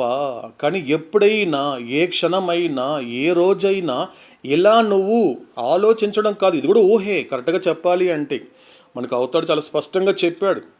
ఇక్కడ ఎక్కడ ఆలోచన లేదు, ఇదంతా ఊహ అంటున్నాడు అవుతాడు. కనీసం ఇలా ఊహించుకోగలిగావా? ఎలా? ఇదంతా కేవలం నా సంస్కారముల వలననే. నా జీవితంలో ఏదైనా జరగటం లేదు అంటే ఇంతవరకు నేను ఎలా చూశాను ప్రపంచాన్ని? ఆ వ్యక్తి వల్ల జరగలేదండి ఈ పనులన్నీ కూడా, కాబట్టి నేను బాధపడుతున్నాను అని ఒక వ్యక్తిని నిందిస్తున్నాను. అదేవిధంగా అన్నీ జరుగుతుందనుకోండి, హ్యాపీగా ఉన్నప్పుడు నేను అనుకున్నవన్నీ జరుగుతున్నాయండి, దీనన్నిటికీ కారణం పలానా వ్యక్తి అంటే ఒక వ్యక్తిని నేను ఏం చేస్తున్నాను? స్తుతిస్తున్నాను, మెచ్చుకుంటున్నాను. ఆ వ్యక్తి వల్లేనండి హ్యాపీగా ఉన్నాను అంటే ఈ రెండు నిజానికి కరెక్ట్ కాదన్నాడు అవుతాడు. నిజానికి రెండు కూడా రియాలిటీ కాదు. ఈ రెండిట్లో కూడా ఏ రకమైనటువంటి నిజం అనేది కించిత్ కూడా లేదన్నాడు అవుతాడు. నువ్వు బాధపడడానికైతే ఎవరినైతే నిందిస్తున్నావో, నువ్వు సుఖపడడానికి ఎవరైతే నువ్వు కారణం అనుకుంటూ స్తుతిస్తున్నావో, నిజానికి రెండు కూడా నిజాలు కాదు అన్నాడు అవుతాడు. అంటే ఇక్కడ ఏం నేర్పిస్తున్నాడు ఈ భాషలో మనకి అంటే, ఇదంతా కేవలము నా సంస్కారముల వలననే నాకు ఇదంతా జరగలేదు. ఎంత గొప్పగా ఉందండి వినడానికి. అంటే ఎలా తీసుకోవాలి, ఆచరణాత్మకంగా ఎలా పెట్టాలి, ప్రాక్టికల్ లైఫ్లో అవుతాడు చెప్పేటువంటి ప్రతి మాటని, ప్రతి అక్షరాన్ని. ఎవరైనా కూడా నీ జీవితంలో కొన్ని జరగటం లేదు అంటే ఇంకొకరిని నిందించడమో ఇంకొకరిని స్తుతించడమో కాకుండా, ఇదంతా it is only because of my impressions, ఇదంతా కేవలము నా సంస్కారముల వలనే ఇది జరిగిందండి. ఎందుకంటే అదేవిధంగా ఏదైనా జరగలేదనుకో, ఇదంతా ఎందుకు జరగలేదంటే ఇది కూడా కేవలము ఇదంతా నా సంస్కారముల వలనేనండి జరగలేదు. అంటే ఇంతవరకు ప్రపంచాన్ని అనవసరంగా మోసినటువంటి నువ్వు, అలా మోయడం వల్ల బరువైనటువంటి బతుకుని ఈడుస్తున్నటువంటి నువ్వు, ఎప్పుడైతే అవతారుడు చెప్పినటువంటి భాషని గనుక ఆచరణాత్మకంగా పెట్టగలిగితే చాలా తేలికవుతుంది నీ జీవితం అని అడుగుతాడు. చాలా తేలికైపోతావు ఎప్పుడైతే ఇది నాకు సంబంధించింది, ఎందుకంటే నాకు సంబంధించింది అని నువ్వు యాక్సెప్ట్ చేయగలిగితే నీ జీవితం తేలికపడుతుందే తప్ప ఇతరులను నిందించడమో ఇతరులను స్తుతించడం వల్ల నీకు తెలియకుండానే నీ స్థూల సంస్కారాలు బలపడడం వల్ల నీ జీవితం చాలా భారంగా తయారవుతుంది, చాలా బర్డెన్ అయిపోతుంది. అందుకే అవుతాడు ఏం చెప్పాడు, నిజమైన బర్డెన్ అంటే ఏమైనా ఉంది అంటే అది బర్డెన్ ఆఫ్ ఇంప్రెషన్స్ అని అవుతాడు. ఏదైనా బరువైనటువంటి బతుకుతున్నావు అంటే కారణం ఏంటి? అంత బరువు చేసినటువంటి కారణం ఎవరు అంటే బలమైనటువంటి నీ స్థూల సంస్కారాలే. కాబట్టి మొదటి భాగంలో అవతాడు నేర్పించిన గొప్ప భాషలా ఉంది అంటే ఇదొక భాష అండి. కాబట్టి it is only because of my impressions, నాకున్నటువంటి గతంలో నేను ప్రోగు చేసుకున్నటువంటి సంస్కారములే అవి ఖర్చవుతున్నటువంటి ప్రక్రియలో భాగంగా పలానా వ్యక్తి ద్వారా సుఖపడుతున్నాను, పలానా వ్యక్తి ద్వారా దుఃఖపడుతున్నాను, ఫుల్ స్టాప్.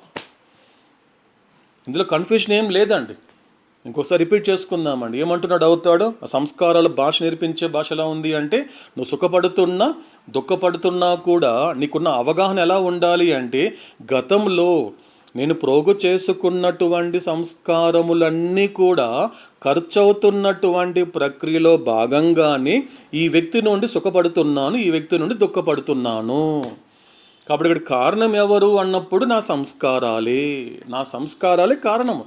నేను విసిరినటువంటి బంతే అంటే తేలికైపోతాడు సాధకుడు. ఎందుకు అంత బాధల్లో ఉన్నా కూడా చుట్టుపక్కల ఏ రకమైనటువంటి ఒక కన్వీనియంట్ కానీ ఒక సౌకర్యం లేకపోయినా అంత తేలికమైన జీవితం గడపగలుగుతున్నాడు సాధకుడు. ఎందుకంటే కేవలం రియాలిటీ తెలుసుకున్నాడు కాబట్టి.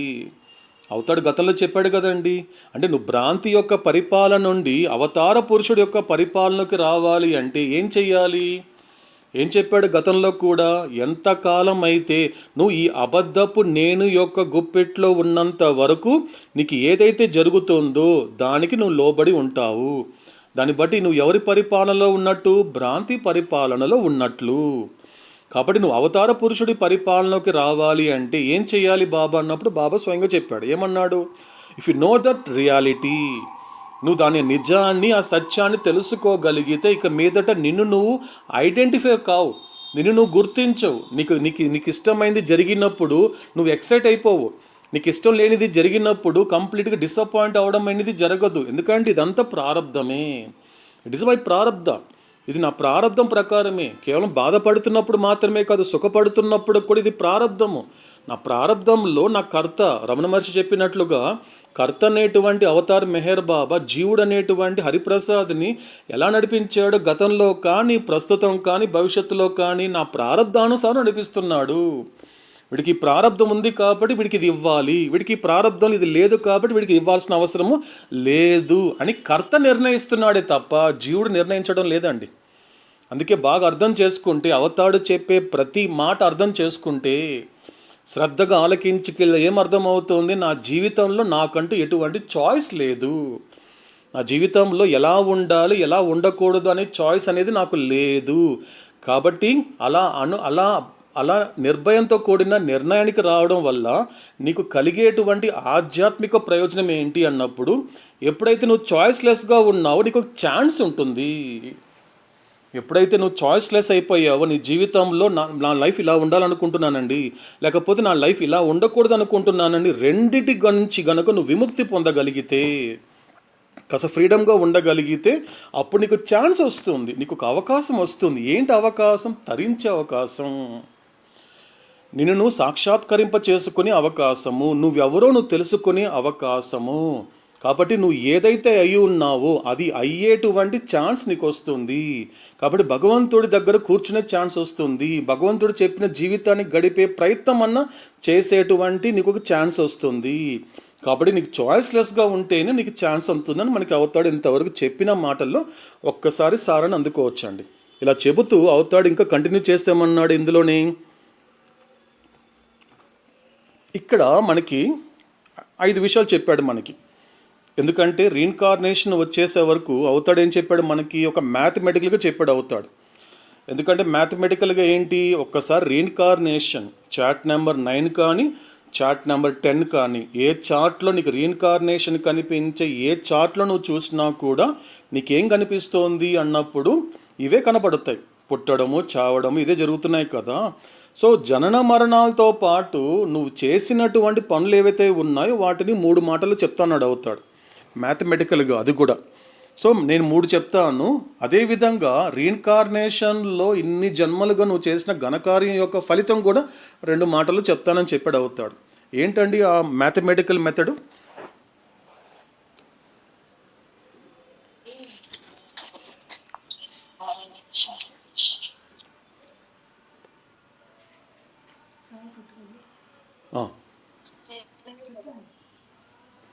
Experience of birth and death, experience of wise and virtues, experience of happy and misery.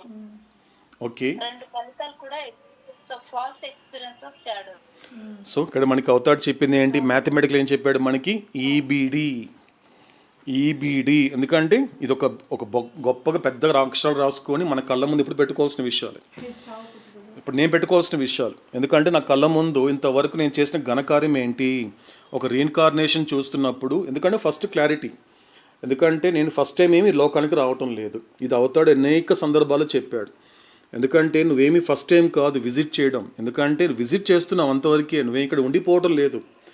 అందుకే సాధకుడికి బాగా తెలుసు, ఎందుకంటే నేను ఇక్కడ ఉండి వచ్చిన పని పూర్తి చేయడానికి వచ్చానే తప్ప ఉండిపోవడానికి రాలేదు. మోస్ట్ సోల్కి సమ్ సోల్కి తేడా ఏంటి అన్నప్పుడు, ఆధ్యాత్మిక మార్గంలో ఉన్నవాడికి కేవలం ప్రపంచమే సర్వస్వం అనుకునే వాడికి మధ్య ఉన్నటువంటి ఊహలు ఎలా ఉంటాయి అంటే, మోస్ట్ సోల్ ఏమంటాడు? నేను ఇక్కడే ఉండిపోతానండి, నన్ను ఇక్కడి నుంచి ఎవ్వరు కదిలించలేరు, నేను ఇక్కడే సెటిల్ అయిపోతానండి, ఎవ్వరు కదిలించలేరు అనేటువంటి ఊహలో ఉండిపోతాడు. కానీ సాధకుడు ఏం తెలుసుకుంటాడు అంటే, నేను ఇక్కడ ఉండిపోవడానికి రాలేదు, ఉండడానికే వచ్చాను, ఉంటూ వచ్చిన పని పూర్తి చేయడానికి వచ్చాను, ఇదే చెప్పాడు అవుతాడు. సో కాబట్టి ఒక రీఇన్కార్నేషన్కి వచ్చేసరికి మాత్రం ఈ 3 జరిగింది. ఈ 3 తప్ప ఇంకేమీ లేదు. అనేక పునర్జన్మలలో అనేక రకాలుగా ఒకసారి 88 చార్ట్ ఒక విజువల్గా చూపించాడు అవుతాడు. ఎందుకంటే చార్ట్ నెంబర్ 88లో మీరు చూస్తే కూడా దానికి అవుతాడు పెట్టిన పేరు ఏంటి అంటే, it is a pictorial version of God speaks అన్నాడు అవుతాడు. It's a pictorial version of the God speaks.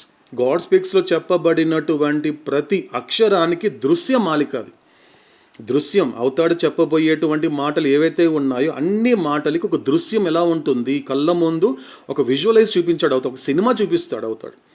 నీ సినిమాని, గతంలో గడిచిన సినిమాని, ఇప్పుడు గడుస్తున్న సినిమాని, రేపు నువ్వు చేయబోయే కథ ఏదైతే ఉందో ఈ 3 కథల్ని మనకు సినిమాలో చూపిస్తాడు 88 చార్ట్లో.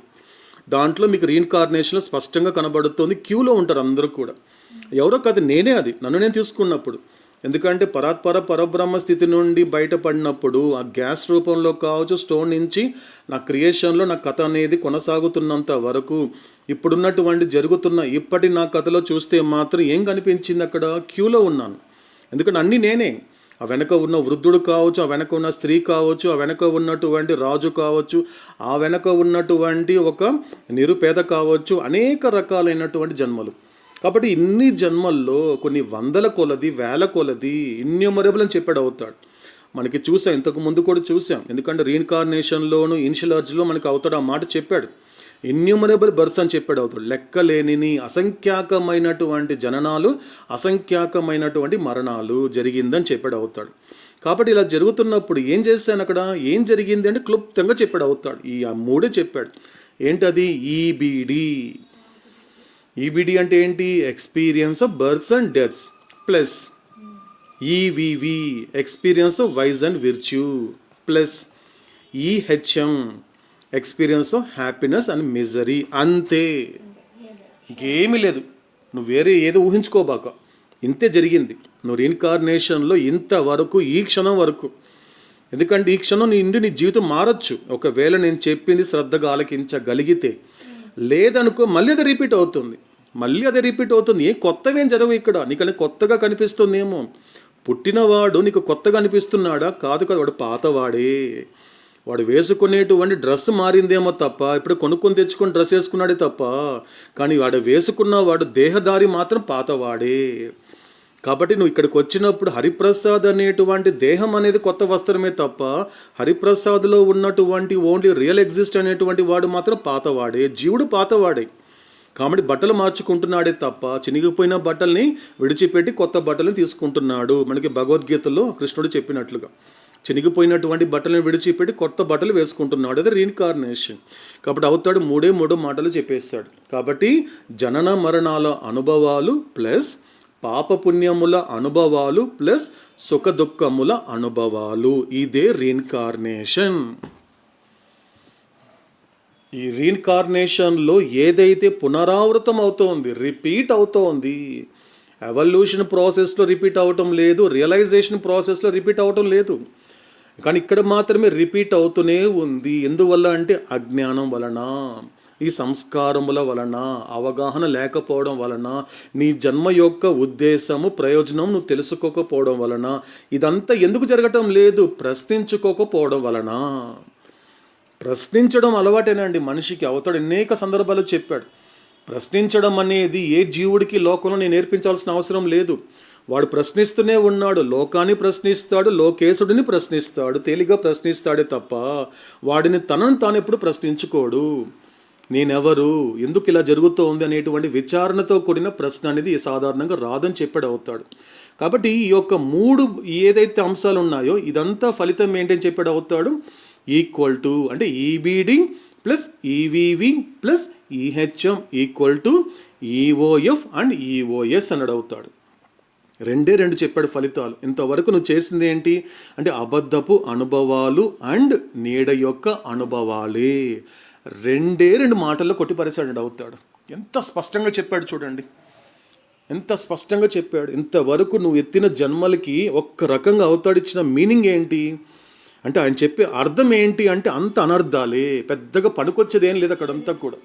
ఎక్కడైనా నా జ్ఞానం ఉందా, ఎక్కడైనా కూడా నిన్ను నువ్వు తెలుసుకోవాలనేటువంటి విచారణ చేసావా, ఏ జన్మలోనే చేసావా, ఈ క్షణం వరకు నువ్వు చేయలేదంటాడు అవుతాడు.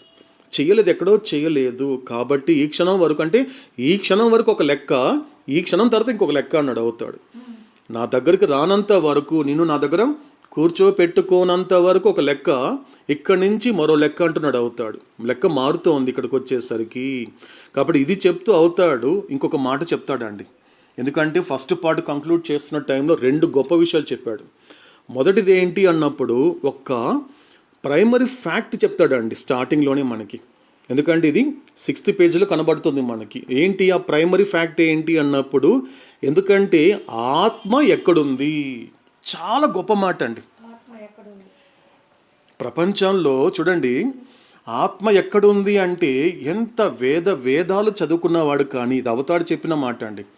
ఈ స్టేట్మెంట్ చూడండి ఇంకొకసారి, ఆత్మ ఎక్కడుంది అంటే సాధారణంగా కాస్త అవగాహన కలిగిన వ్యక్తి కూడా ఏమంటాడు అంటే ఆత్మ ఎక్కడుందండి, దేహంలోనే ఉంది కదా అంటాడు. నాలోనే ఉంది. చూసారా, అబ్జర్వ్ చేశారండి? మనం ఎక్కడ చార్ట్లో చూసినా కూడా మనకు అదే కనపడుతుందండి. ఇప్పుడు చార్ట్ నెంబర్ మనం 10లో చూస్తే ఒక ఆర్డినరీ హ్యూమన్ బీయింగ్స్ కానీ లేకపోతే అడ్వాన్స్డ్ హ్యూమన్ బీయింగ్స్ కానీ వీళ్ళంతా ఎక్కడ కనబడుతోంది? ఆత్మ ఎక్కడుందండి? అందులో దేహంలోనే ఉంది కదండి, నాలోనే కదా ఉంది. కానీ ఇక్కడ ఎంత గొప్పగా చెప్పాడు. ఎక్కడో కదండి, 60th పేజ్కి వెళ్ళండి, ఎక్కడో పోలేదు, ఇంకా 60 పేజ్ ఆ 600 పేజెస్కి వెళ్ళలేదండి. అవుతాడు 60th పేజ్ నుంచి చెప్పాడు. అవుతాడు అంటే స్టార్టింగ్లోనే ఎంత గొప్ప మాట చెప్పాడు అంటే నా బిడ్డ అందుకోగలడు, నేను చెబుతున్న భాషని అర్థం చేసుకోగలడు అని నమ్మకం అండి ఆయనకి, అవతాడికి. ఎందుకంటే అంత నమ్మకం అండి. ఎందుకంటే మొదట్లోనే ఆల్ సోల్స్ అంటే ఆత్మ భాష మాట్లాడాడు అంటే పర్వాలేదు, నా బిడ్డకు అర్థమవుతుంది, నా బిడ్డ అర్థం చేసుకుంటాడు అనేటువంటి నమ్మకం అండి ఆయనకి. తన మాట అంటే దారి తప్పిన తన బిడ్డ మీద పరమాత్ముడైన తండ్రికి అంత నమ్మకం. వీడికి అర్థమవుతుంది అంటే. సో ఆత్మ అనేది ఎక్కడుంది అంటే ఏం చెప్తారు ఎవరైనా కూడా? నా దేహంలోనే ఉందండి, నాలోనే ఉంది అంటే నాలో. కానీ ఆ నీలో ఉన్నటువంటి ఆత్మ ఎందులో ఉంది? ఇది అసలైనటువంటి డీపర్ రియాలిటీ అండి, అసలైనటువంటి లోతైన నిజం ఏంటి? ఇప్పుడు ఏమన్నాడు అవుతాడు? ఆత్మ ఎక్కడుంది? ఆత్మ ఈజ్ ఇన్ పరమాత్మ అంటాడు అవుతాడు. ఫస్ట్ ఏ మాట, after establishing the primary fact that the ఆత్మ ఈజ్ ఇన్ పరమాత్మ. ఆత్మ ఈజ్ నాట్ ఇన్ బాడీ. ఇక్కడ ఏమంటున్నాడు అవుతాడు? ఆత్మ ఉన్నది బాడీలోనే, డెఫినెట్గా బాడీలోనే ఉంటుంది, బాడీలో ఆత్మ అనేది ఉంది. మరి ఆ ఆత్మ ఎక్కడుంది? నీ శరీరంలో ఉన్నటువంటి ఆత్మ ఎక్కడుందని చెప్తున్నావు నువ్వు? శరీరంలో ఉందని చెప్తున్నావు కదా, మరి ఆ ఆత్మ ఎక్కడుంది? శరీరంలోనే ఉంది. శరీరంలో ఉన్నటువంటి ఆత్మ మరి ఇంకెందులో ఉంది అంటే పరమాత్మలో ఉంది. చాలా గొప్ప మాట అండి, చాలా గొప్ప మాట. ఎందుకంటే ఇది ఒక ప్రైమరీ ఫ్యాక్ట్ అండి అవుతాడు, ఎస్టాబ్లిష్ చేసుకోమంటున్నాడు అవుతాడు. మొట్టమొదటిగా నువ్వు ఎక్కడ ఉన్నావు అంటే నీకు అవగాహన ఏర్పడాలి, రేపు నీకు అనుభవం రావాలి. నేను చెప్పే ప్రతి మాటని, నా మాటలో ఉన్న ప్రతి అక్షరం కూడా నీకు అనుభవపూర్వం కావాలి అంటే నేను చెప్పేటువంటి మాటని అవగాహన చేసుకోవాలి. అవగాహన అంటే తేలిక అనుకుంటున్నావు ఏంటి? అవుతాడు అంటాడండి ఒక చోట, awareness is a great help to me in my work అంటాడు అవుతాడు. Awareness is a great help to me in my work. నువ్వు గనుక అవగాహనతో జీవించగలిగితే నా పనిలో అది గొప్ప సహాయకారి అంటాడు అవుతాడు. దారి తప్పినటువంటి బిడ్డైనటువంటి నిన్ను దారిలో పెట్టడానికి నా బిడ్డ గనుక ఈ యొక్క అవగాహన తెచ్చుకోగలిగితే అదే నాకు వాడికి నేను తరింప చేయడంలో గొప్ప సహాయకారి, నాకే గొప్ప సహాయకారి అన్నాడు అవుతాడు. తనకి గొప్ప సహాయకారి అంటండి ఈ అవగాహన చేసుకోగలిగితే. కాబట్టి నువ్వు ఎక్కడ ఉన్నావు అంటే అవగాహన చేసుకో, నువ్వు నాలోనే ఉన్నావు. చూడండి అవతాడికి స్పష్టంగా చెప్తున్నాడు, నువ్వు ఎక్కడున్నావు అంటే నువ్వు నాలోనే ఉన్నావు. దీన్ని కాస్త ఎస్టాబ్లిష్ చేసుకో. నువ్వు ఎక్కడున్నావు? నువ్వు దేహంగా తీసుకుంటే కదా నువ్వు బెంగళూరులో ఉన్నావు, సౌత్ ఇండియాలోనూ అని చెప్తున్నావు కదా, అది నువ్వు దేహంగా తీసుకుంటే. కానీ నేనేమంటున్నాను, నేను రియల్ ఎగ్జిస్టెన్స్ గురించి మాట్లాడుతున్నా. పరమాత్ముడు ఆత్మ భాషలో మాట్లాడుతున్నాడు, ఆయన లాంగ్వేజ్ అన్నమాట. కాబట్టి ఆత్మ ఎక్కడుంది అంటే ఒక్కసారి పరమాత్మలో ఉంది. నేను ఎక్కడున్నాను? ఆత్మగా నేను ఎక్కడున్నాను? పరమాత్మలోనే ఉన్నాను అని చెబుతూ. ఎందుకంటే ఈ యొక్క ప్రైమరీ ఫ్యాక్ట్ అనే దానిని ఎస్టాబ్లిష్ చేసుకున్న తర్వాత అక్కడ ఏమన్నాడు అవుతాడు? ఇంకాస్త ముందుకెళ్దాము అన్నాడు అవుతాడు. కాస్త ముందుకెళ్దాం. We go a step further and say that atma is paramatma. చూడండి, ఎందుకంటే ఇందులో ప్రతి మాట చాలా డీపర్గా ఉంటుందండి. ఎందుకు సర్వసాధారణంగా అవుతాడు చెప్పిన భాష, నేను చెప్పే భాష, నేను గాడ్ స్పీక్స్లో చెప్పిన మాట నీకు ఎందుకు అర్థం కాదు అనే మాట. ఎందుకంటే 198% అవుతాడు చెప్పినటువంటి పర్సంటేజేనండి. ఎందుకంటే 1955లో ఫస్ట్ కాపీ రిలీజ్ అయినప్పటి నుండి దాదాపు ఒక 65 వరకు కూడా 10 years అయిన తర్వాత అవుతాడు ఇచ్చినటువంటి స్టేట్మెంట్ ఏంటి అంటే ఈ 10 ఏళ్లలో ఈ 10 ఏళ్లలో నేను ఎంతమందికి అయితే చెప్పానో, ఎందుకంటే గాడ్ స్పీక్స్ మీరు చదవండి, ఎందుకంటే యూ విల్ గెట్ ఆన్సర్, నీకు కావాల్సిన సమాధానం దొరుకుతుంది, అసలు విషయం నువ్వెవరో నీకు తెలుస్తుంది అని చెప్పినప్పటికీ కూడా ఇట్ ఈస్ మై అన్ఫార్చునేట్ అన్నాడు. అవుతాడు తనకు తాను దురదృష్టంగా పోల్చుకున్నాడు అండి. ఎవరిని ఇక్కడ తిట్టలేదు, తన బిడ్డను అసలు తిట్టలేదు ఆయన, తను తిట్టుకుంటున్నాడు. అంటే ఏంటి, అది నా అన్ఫార్చునేట్, నాకు ఎంత దురదృష్టకరంగా ఉంది అంటే వాడికి అవకాశం ఉంది, నువ్వు ఇది చదవగలవు, అర్థం చేసుకోగలవు అని నేను చెప్పినా కూడా, ఎందుకంటే వాడికి ఉన్నటువంటి ప్రశ్నించేటువంటి గుణం చేత వాడిలో ఉన్నటువంటి ఒక గొప్ప జ్ఞానాన్ని వాడే దిగజార్చుకుంటున్నాడు అని అడుగుతాడు. అది ప్రశ్నించేటువంటి, ఎందుకంటే అవుతాడు, అందుకే చెప్తాడు ప్రశ్నించకండి, నీకు అర్థమైనా అర్థం కాకపోయినా, నీ జీవితంలో కొన్ని సంఘటనలు జరిగినా జరగకపోయినా, లేకపోతే నువ్వు అనుకోని సంఘటనలు జరుగుతున్నా కూడా మొట్టమొదటిగా అది కంట్రోల్ అనేది అక్కడ వస్తుందండి. ఎందుకంటే అంత తేలిక కంట్రోల్ చేసుకోలేడు. సాధారణంగా ఏదైనా జరిగిందనుకో వెంటనే నిందించడమే భగవంతుడిని. మెహర్ బాబా ఎందుకు చేశాడు ఇవన్నీ కూడా, భగవంతుడు ఎందుకు ఇలా చేశాడని నిందించడమే. అంటే ఒక్క క్షణకాలం పాటు ప్రశ్నించకుండా గనుక నువ్వు కాస్త అక్కడ ఆగగలిగితే అన్ని విషయాలు నీకే తెలుస్తుంది. కాబట్టి నేను గాడ్ స్పీక్స్ అనేటువంటిది కూడా అనేక మందికి చెప్పాను, ఎందుకంటే వాళ్ళకి అవకాశం ఉంది. ఎందుకంటే ఒక్కసారి గాడ్ స్పీక్స్ అనే కాపీని మెహర్ బాబా ఒక అతనికి హ్యాండ్ ఓవర్ చేసి, read God speaks, you will get answers, నువ్వెవరో నీకు తెలుస్తుందని చెబితే అతను ఏమంటున్నాడు, 1-2 పేజీలలో అలా తిప్పుకుంటూ పోతూ ఇది మనకు అర్థమయ్యేది కాదని పక్కన పెట్టేస్తున్నాడు. అంటే ఏమంటే అర్థం ఏంటి, ఇక్కడ శ్రద్ధ అనేది ఉండటం లేదు, నా మాట మీద ఎవ్వరికి కూడా విధేయత కలగలేదు. ఎందుకు అర్థం కాలేదు అక్కడ చెప్పాడండి అవుతాడు. ఎందుకంటే ప్రేమికుడికి అర్థం కాదు కానీ విధేయుడికి అర్థం అవుతుందని చెప్పాడు అవుతాడు. ఎందుకంటే ప్రేమ కన్నా విధేయత ఎందుకు గొప్పది అంటే, విధేయుడు ఏం చేస్తాడు, ప్రేమలో లేని క్వాలిటీ ఏంటి, కేవలం విధేయతలో ఉన్నటువంటి ఒకే ఒక లక్షణం ఏం చెప్పాడు అవుతాడు, యాక్సెప్టెన్స్, స్వీకరించడము.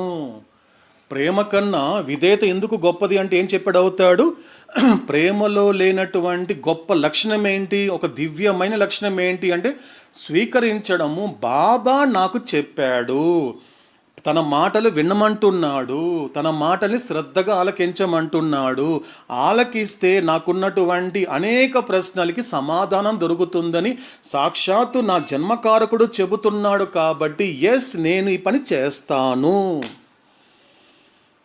ఇది కారణం అండి.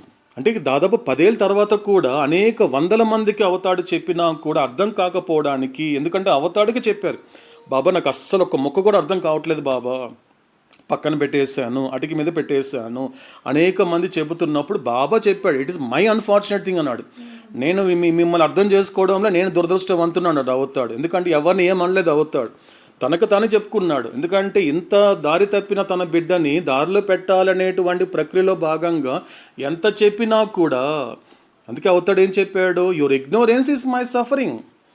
ఎందుకంటే ఇదంతా ఇగ్నోరెన్సే కదండి, ఇదంతా అజ్ఞానమే కదా.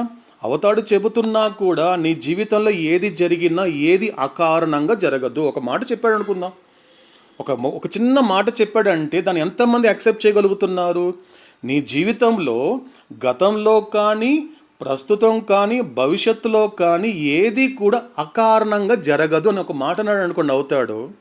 ఏది అకారణంగా జరగదు అంటే అర్థం ఏంటి, ఏదైనా జరిగింది అన్నా, జరుగుతున్నది అన్నా, జరగబోతోంది అన్నా దాని వెనక ఒక కారణం ఉంటుందిరా.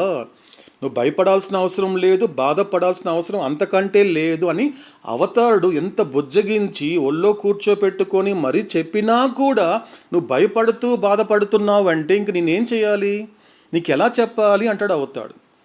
కాబట్టి ఇక్కడ ముఖ్యమైన విషయం ఏంటి, అందుకే అవతాడు చెప్పేటువంటి 2 ప్రైమరీ ఫ్యాక్ట్ అండి. ప్రాథమికం నేను నిజమేంటి అన్నప్పుడు అవతాడేమంటున్నాడు, నువ్వు ఆత్మగా ఎక్కడున్నావు అంటే శరీరంలో లేవు, నాలోనే ఉన్నావు, అంటే పరమాత్మలోనే ఉన్నావు. ఇది కాస్త ఎస్టాబ్లిష్ చేసుకో. కాబట్టి ఇది పూర్తి అవగాహనతో కూడుకున్నది, అంతర్ముఖం అవుతూ. ఎందుకంటే ఆత్మగా నేను నా జన్మకారకుడైనటువంటి అవతార్ మెహర్ బాబా అనేటువంటి ఆ పరమాత్మ స్థితిలోనే నేను ఉన్నాను ఒక ఆత్మగా. ఇంకొంచెం ముందుకెళ్ళి ఏం చెప్పాడు అవుతాడు, we go a step further and say that ఆత్మ ఈజ్ పరమాత్మ. ఇప్పుడు ఎవరు ఇక్కడ ఆత్మ ఎవరు, ఇంతవరకు ఏం చెప్పాడు, ఆత్మ ఎక్కడుందో చెప్పాడు అవుతాడు. ఇక్కడికి వచ్చేసరికి ఆత్మ అంటే ఏంటో తెలుసా, ఆత్మయే పరమాత్మ. అంటే అర్థం ఏంటి? నీకు నాకు ఏ రకమైనటువంటి వ్యత్యాసం లేదురా. Not we but one. నువ్వు నేను మనము కాదు, ఒక్కరమే. అంటే అక్కడెక్కడ డ్యువాలిటీ లేదు, ఉన్నది వన్నెస్. అంటే ఆయన చెప్తున్నాడు, నువ్వెవరో కాదు, నేనే. ఆత్మగా ఉన్నటువంటి నువ్వు ఎవరో కాదు, నేను. అంటే ఆత్మయే పరమాత్మ. కొద్దిగా అండి, ఇది ఇలాంటి గొప్ప మాటలు కొద్దిగా ఇదన్నీ వాస్తవం అండి. This is the only real existence. అవతాడు చెప్పినటువంటి ఆ రెండో రియాలిటీకి వెళ్ళే లోపల మొదటి రియాలిటీ ఏదైతే ఉందో, ఓన్లీ రియల్ ఎగ్జిస్టెన్స్ అనేది ఏదైతే చెప్పాడు అవతాడు, ఆ ఏకైక వాస్తవమైన అస్తిత్వం గురించే మాట్లాడుతున్నాడు అండి ఇదంతా కూడా. ఫస్ట్ పార్ట్ మనం బాగా అబ్జర్వ్ చేస్తే ఇదంతా కూడా ఓన్లీ రియల్ ఎగ్జిస్టెన్స్ గురించే మాట్లాడతాడు. కాబట్టి ఫస్ట్ ఏం చెప్పాడు అవుతాడు? ఆత్మ ఎక్కడుంది? పరమాత్మలోనే ఉంది. కాస్త ముందుకెళ్తే ఏం చెప్పాడు అవుతాడు? ఆత్మయే పరమాత్మ. ఒకవేళ నేను ఆత్మగా పరమాత్మలో ఉంటే నేను ఎందుకు అయితే నేను శరీరంలో ఉన్నానని, ఈ ప్రపంచంలో ఉన్నానని, మా ఇంట్లో ఉన్నానని ఎందుకు చెప్పుకుంటున్నాను? దానికి కారణం ఏంటో ఒకే కారణం చెప్పాడు. అదేవిధంగా ఈ ఆత్మయే పరమాత్మ అయినప్పుడు నేను మాత్రము దేహానికి మాత్రమే ఒక ఎరుకలో ఎందుకు ఉండిపోయాను? ఈ రెండిటి విచారణ చేస్తే ఒక్కటే కారణం. ఏంటా కారణం అంటే it's a form of bubble. అప్పుడు అవతాడు చెప్పాడు, ఏం చెప్పాడు? ఇట్ ఈస్ ద ఒక అజ్ఞానపు బుడగ వలననే. ఇప్పుడు విజువలైజ్ చేసుకోమన్నాడు అవుతాడు. సో నువ్వు ఒడ్డున కూర్చున్నప్పుడు, సముద్రపు ఒడ్డున కూర్చున్నావంటే నీకు సముద్రం ఏం కనబడుతోంది? అనేక అలలు కనబడుతోంది, అనేక తరంగాలు కనబడుతోంది. అది చేసే శబ్దం మాత్రమే కాకుండా కాస్త జాగ్రత్తగా గమనిస్తే సముద్రం ఏం కనబడుతోంది? నీకు బుడగలు కనబడుతున్నాయి. బుడగలు ఎక్కడున్నాయి? సముద్రంలోనే ఉన్నాయి. ఆ బుడగలు ఎవరితో ఉన్నాయి? సముద్రంతోనే ఉన్నాయి. అంటే అర్థం ఏంటి? ఆ బుడగ ఎందులో ఉంది? ఇప్పుడు చూద్దామండి. ఆత్మ ఏం చెప్పాడు అవుతాడు? ఎక్కడుందని చెప్పాడు? పరమాత్మలోనే ఉందన్నాడు. ఇక్కడ బుడగ ఎక్కడుందండి? సముద్రంలోనే ఉంది. ఇప్పుడు ఆ రెండు విషయాలు కనెక్ట్ చేసుకుందామండి అవతాడు చెప్పిన మాటని. ఫస్ట్ ఏమన్నాడు అవతాడు? ప్రాథమికమైనటువంటి సత్యం ఏంటి? ఆత్మ అనేది కూడా పరమాత్మలోనే ఉంది. ఇప్పుడు సముద్ర భాషలోకి వద్దాం. మనమందరం ఇప్పుడు అవతాడు ఒక సముద్ర ఒడ్లో కూర్చోబెట్టాడు. ఇప్పుడు అడుగుతున్నాడు, నీకు అక్కడ ఏం కనబడుతోంది? ఓ బుడగ కనబడుతోంది బాబా. బుడగ ఎక్కడుంది? సముద్రంలోనే ఉంది. ఇప్పుడు చెప్పు, నీ ఆత్మ ఎక్కడుంది? పరమాత్మలోనే ఉంది. కానీ ఇక్కడ ఏంటి ప్రాబ్లం ఏంటి? కొంచెం ఫర్దర్గా వెళ్తే, ఇంకొంచెం లోతులోకి వెళ్తే ఇంకో మాట ఏమంటున్నాడు అవుతాడు? ఆత్మయే పరమాత్మ. నీలో ఉన్న ఆత్మ ఏదో కాదురా, అదే పరమాత్మ అంటున్నాడు అవుతాడు. అంటే అర్థం ఏంటి ఇక్కడ? ఆ బుడగయే సముద్రము.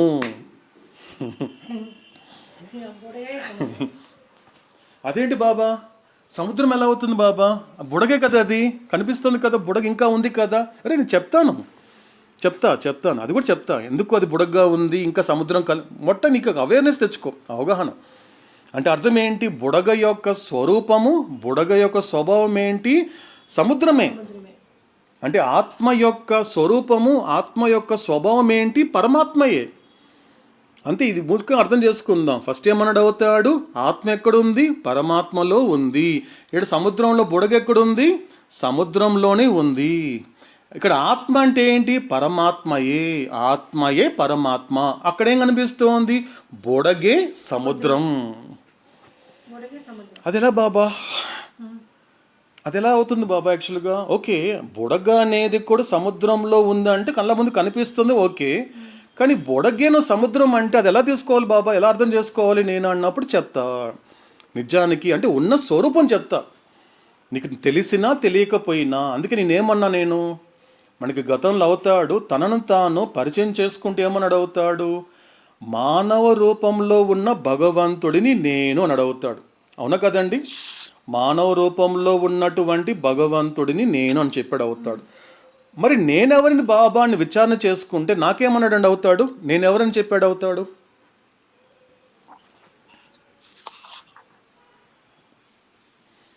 మానవ రూపంలో ఉన్న అన్కాన్షియస్ డివినిటీని, ఇరుకరిని దైవత్వాన్ని. Yes, okay. అవుతాడు. తనకి ఏం చెప్పాడు మీనాక్షి? బాబా తనకు తాను పరిచయం చేసుకుంటే ఏం చెప్పాడు? మానవ రూపంలో ఉన్నటువంటి ఎరుకతో కూడిన భగవంతుడు. ఎరుకతో కూడిన భగవంతుడు. గుడ్. సో అవతాడు ఏమంటున్నాడు? తనని తాను పరిచయం చేసుకుంటూ మానవ రూపంలో ఉన్నటువంటి ఎరుకతో కూడిన భగవంతుడిని నేను. మరి నేనెవరిని విచారణ చేస్తే నేనెవరిని అన్నప్పుడు మానవ రూపంలో ఉన్నటువంటి ఎరుక లేని దైవత్వాన్ని. దైవత్వం నేను. అంటే ఎరుక లేదే కానీ నేను ఎక్కడున్నట్లు? పరమాత్మలోనే ఉన్నట్లు కదా. ఎరుక లేదు అంతవరకే. అంటే నాకు ఎరుక లేదు అంటే ఏ ఎరుకతో ఉండిపోయాను ఇన్ని జన్మల వరకు? ఒక స్థూల శరీరం యొక్క ఎరుక కావచ్చు, లేక మానసిక, లేకపోతే సూక్ష్మ శరీరం యొక్క ఎరుక కావచ్చు, లేక మానసిక శరీరం యొక్క ఎరుకలో ఉండిపోయానే కానీ ఎరుక పూర్తిగా లేదు. స్వస్వరూపం యొక్క ఎరుక లేదు అంతవరకే. కానీ నాకు ఎరుక లేదు అంతవరకే, కానీ నేను రియాలిటీనే కదా, నాలో దైవత్వం ఉంది కదా. అంటే ఈ భాషలో మాట్లాడుతున్నాడు అవుతాడు. నీకు పూర్తి అనుభవం రానంత వరకు అవగాహన తెచ్చుకో. నువ్వు ఎక్కడ ఉన్నావు ఆత్మగా అంటే పరమాత్మలోనే ఉన్నావు. నువ్వు ఎవరివి అంటే నువ్వే పరమాత్మవి, ఆత్మయే పరమాత్మ. ఇప్పుడు ఎప్పుడైతే అవగాహన తెచ్చుకున్నప్పుడు ఇప్పుడు ఏం చేయాలి? నువ్వు ఈ అవగాహన నేను చెబుతున్నప్పుడు, నేను రియాలిటీ మాట్లాడుతున్నప్పుడు, నేను ట్రూత్ మాట్లాడుతున్నప్పుడు, అటువంటి రియాలిటీని, ట్రూత్ని శ్రద్ధగా ఆలకిస్తున్నప్పుడు ఏం చెయ్యాలి? నేను నీకు ఏ అవగాహన అయితే నీకు సంప్రాప్తింప చేశానో అవగాహనని నువ్వు దేని వైపు నడిపించుకోవాలి? నీకు నువ్వు చేయాలి. అది అవగాహన మాత్రం నేను ఇస్తాను. నేను ఇవ్వనిదేంటి? ఏమి ఇవ్వనని చెప్పాడండి అవుతాడు? అనుభవం ఇవ్వమని అన్నాడు. అనుభవం ఇవ్వనని చెప్పాడు. నేను ఇచ్చేది అవగాహన మాత్రమే. అవగాహన ఇస్తాను, ఎందుకంటే నేను ఇచ్చేది అవేర్నెస్ మాత్రమే. ఇది నువ్వు ఏదైతే ఇదంతా బాబా ఇది సర్వస్వము అని నువ్వు అంటున్నావు. అవగాహన ఎలా ఉంటుంది? నేను ఇచ్చే అవగాహన ఎలా ఉంటుంది? నువ్వేమంటున్నావు? ఈ కళ్ళ ముందు కనిపించే ప్రపంచము, నీ కళ్ళ ముందు కనిపించేటువంటి స్థూల రూపాలు నువ్వేమంటున్నావు? బాబా ఇది నాకు సర్వస్వం బాబా. ఓ అవతార పురుషుడా, నాకు ఈ శరీరాలే నాకు సర్వస్వము. ఎవ్రీథింగ్ అంటే సాధారణంగా వస్తుందండి. అతడే నాకు సర్వస్వం అండి. ఒక తల్లి లేకపోతే తండ్రి తన బిడ్డలను అంటారు, వాళ్ళు నా బిడ్డలే సర్వస్వం అండి. ఒక భార్య చెప్పొచ్చు తన భర్తే సర్వస్వం అని చెప్పొచ్చు, లేకపోతే తల్లిదండ్రులు కలిపి కూడా నా కుటుంబమే నా సర్వస్వం అని చెప్పొచ్చు. సాధారణంగా వింటూ ఉంటాం మామూలుగా జనరల్గా. నా సర్వస్వం అండి వాళ్ళు లేకపోతే నేను కనీసం ఊహించలేనండి వాళ్ళ యొక్క లేకపోవడాన్ని. అంటే మామూలుగా మాట్లాడతారు, ఎందుకంటే సాధారణంగా మామూలుగా జనరల్గా మాట్లాడే లాంగ్వేజ్ అది. అంటే అర్థం ఏంటి అంటే నువ్వు ఏదైతే ఏమీ లేని దానిని సర్వస్వంగా నువ్వు ఊహించుకుంటున్నావంటే నేనిచ్చే అవేర్నెస్ ఏంటి? ఒక్కటే చెప్తాను. నేను ఇచ్చే నీకు అవేర్నెస్ ఎలా ఉంటుంది అంటే నువ్వు ఏదైతే సర్వస్వం అనుకుంటున్నావో నేను వచ్చి నీకేం చెప్తాను అంటే నేను అవతరించి ఏం చెప్తాను? దారి తప్పినటువంటి బిడ్డ అయినటువంటి నిన్ను నేను ఎలా దారిలో పెట్టుకుంటాను అంటే ఒరే నువ్వు ఏదైతే సర్వస్వంగా అనుకుంటున్నావో నిజానికి అది శూన్యమే. ఇదే నేను ఇచ్చే అవగాహన. అయిపోయింది.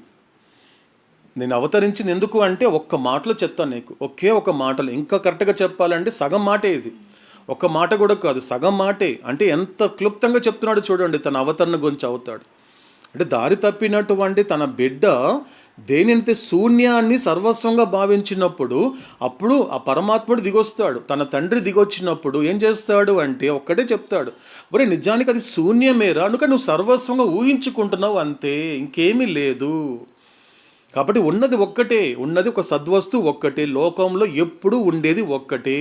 ఎవరున్నా లేకపోయినా, ఏమున్నా ఏమి లేకపోయినా, ఏది జరిగినా జరగకపోయినా దాంట్లో మాత్రం ఏ మార్పు ఉండదు. అందుకే గతంలో కూడా చెప్పాడు మనకి ఎవర్ లాస్టింగ్ నవ్ అని అవుతాడు. నిజానికి గతం లేదు, భవిష్యత్తు లేదు, ఉండేది ప్రస్తుతమే అని చెప్పాడు అవుతాడు. మనకి కొనసాగిస్తున్నటువంటి ఆ ప్రవాహంలో ఉన్నది ప్రస్తుతం మాత్రమే. సో కాబట్టి ఎందుకు జరుగుతోంది ఇదంతా కూడా అంటే కేవలము అవగాహన మాత్రమే నీకు ఇస్తాను. కాబట్టి నేను ఇచ్చిన అవగాహనని అనుభవపూర్వకం చేసుకోవాలంటే నువ్వేం చెయ్యాలి అంటే నీకు ఏం చేశాను? 2 బహుమతులు ఇచ్చాను. ఈ మానవ జన్మతో పాటు 2 బహుమతులు ఇచ్చాను. ఆ బహుమతులు నువ్వేం చెయ్యాలి? గుర్తుంచుకొని సద్వినియోగం చేసుకోవాలి. 2 బహుమతులు ఇచ్చాను నేను. ఎందుకంటే ఆ 2 బహుమతులను గనుక నువ్వు గుర్తించగలిగితే నీ జీవితంలో దేనికి లోటు ఉండదు. ఇది లేదు బాబా, లేకపోతే అవతార పురుషుడా నాకు ఇది లేదు అందుకే బాధగా ఉన్నాను. ఓ తండ్రి, నేను అనుకుంది జరగటం లేదు, ఏమి చూస్తే ఏమీ లేదు అనిపించే లోటు అనేది నీకు ఉండదు.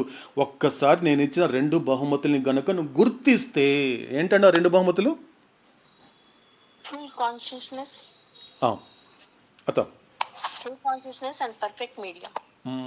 Full consciousness, okay. అండ్ ఇంకొకటి intellect. Yes, first full consciousness and intellect, పూర్తి చైతన్యము మరియు బుద్ధి అనేది 2 బహుమతులు ఇచ్చాడు అవతార పురుషుడు ఈ జన్మతో పాటు. దాన్ని గుర్తిస్తే, ఎందుకంటే అది ఎక్కడుందని చెప్పాడు అవుతాడు. ఇంకొకసారి అండి, నువ్వు గుర్తించకపోవడానికి కారణం ఏంటో తెలుసా? నువ్వు గుర్తించలేకపోతున్నావు. ఎందుకు కారణం ఏంటో తెలుసా? ఒక్కసారి చెప్పండి, మనకి అవుతాడు ఏం చెప్పాడు, ఎందుకు నువ్వు గుర్తించలేకపోతున్నాడు, అది ఎక్కడుందనేసి నువ్వు దాన్ని అసలు గుర్తించకపోవడానికి గల కారణం ఏం చెప్పాడండి అవుతాడు? సంస్కారాలు. ఓకే, అది ఎక్కడుంది? Seat of individuality. ఓకే, ఇంకా సర్కిల్లో చూసుకుంటే. ఓకే, ఎందుకు గుర్తించలేకపోతున్నా అని అవుతాడు. ఎందుకు గుర్తించలేకపోతున్నావు? ఇన్ని జన్మల్లో గుర్తించినటువంటిది అజ్ఞానము. ఓకే, ఇంకా consciousness of gross body. Okay, భ్రాంతి. ఓకే, ఇంకా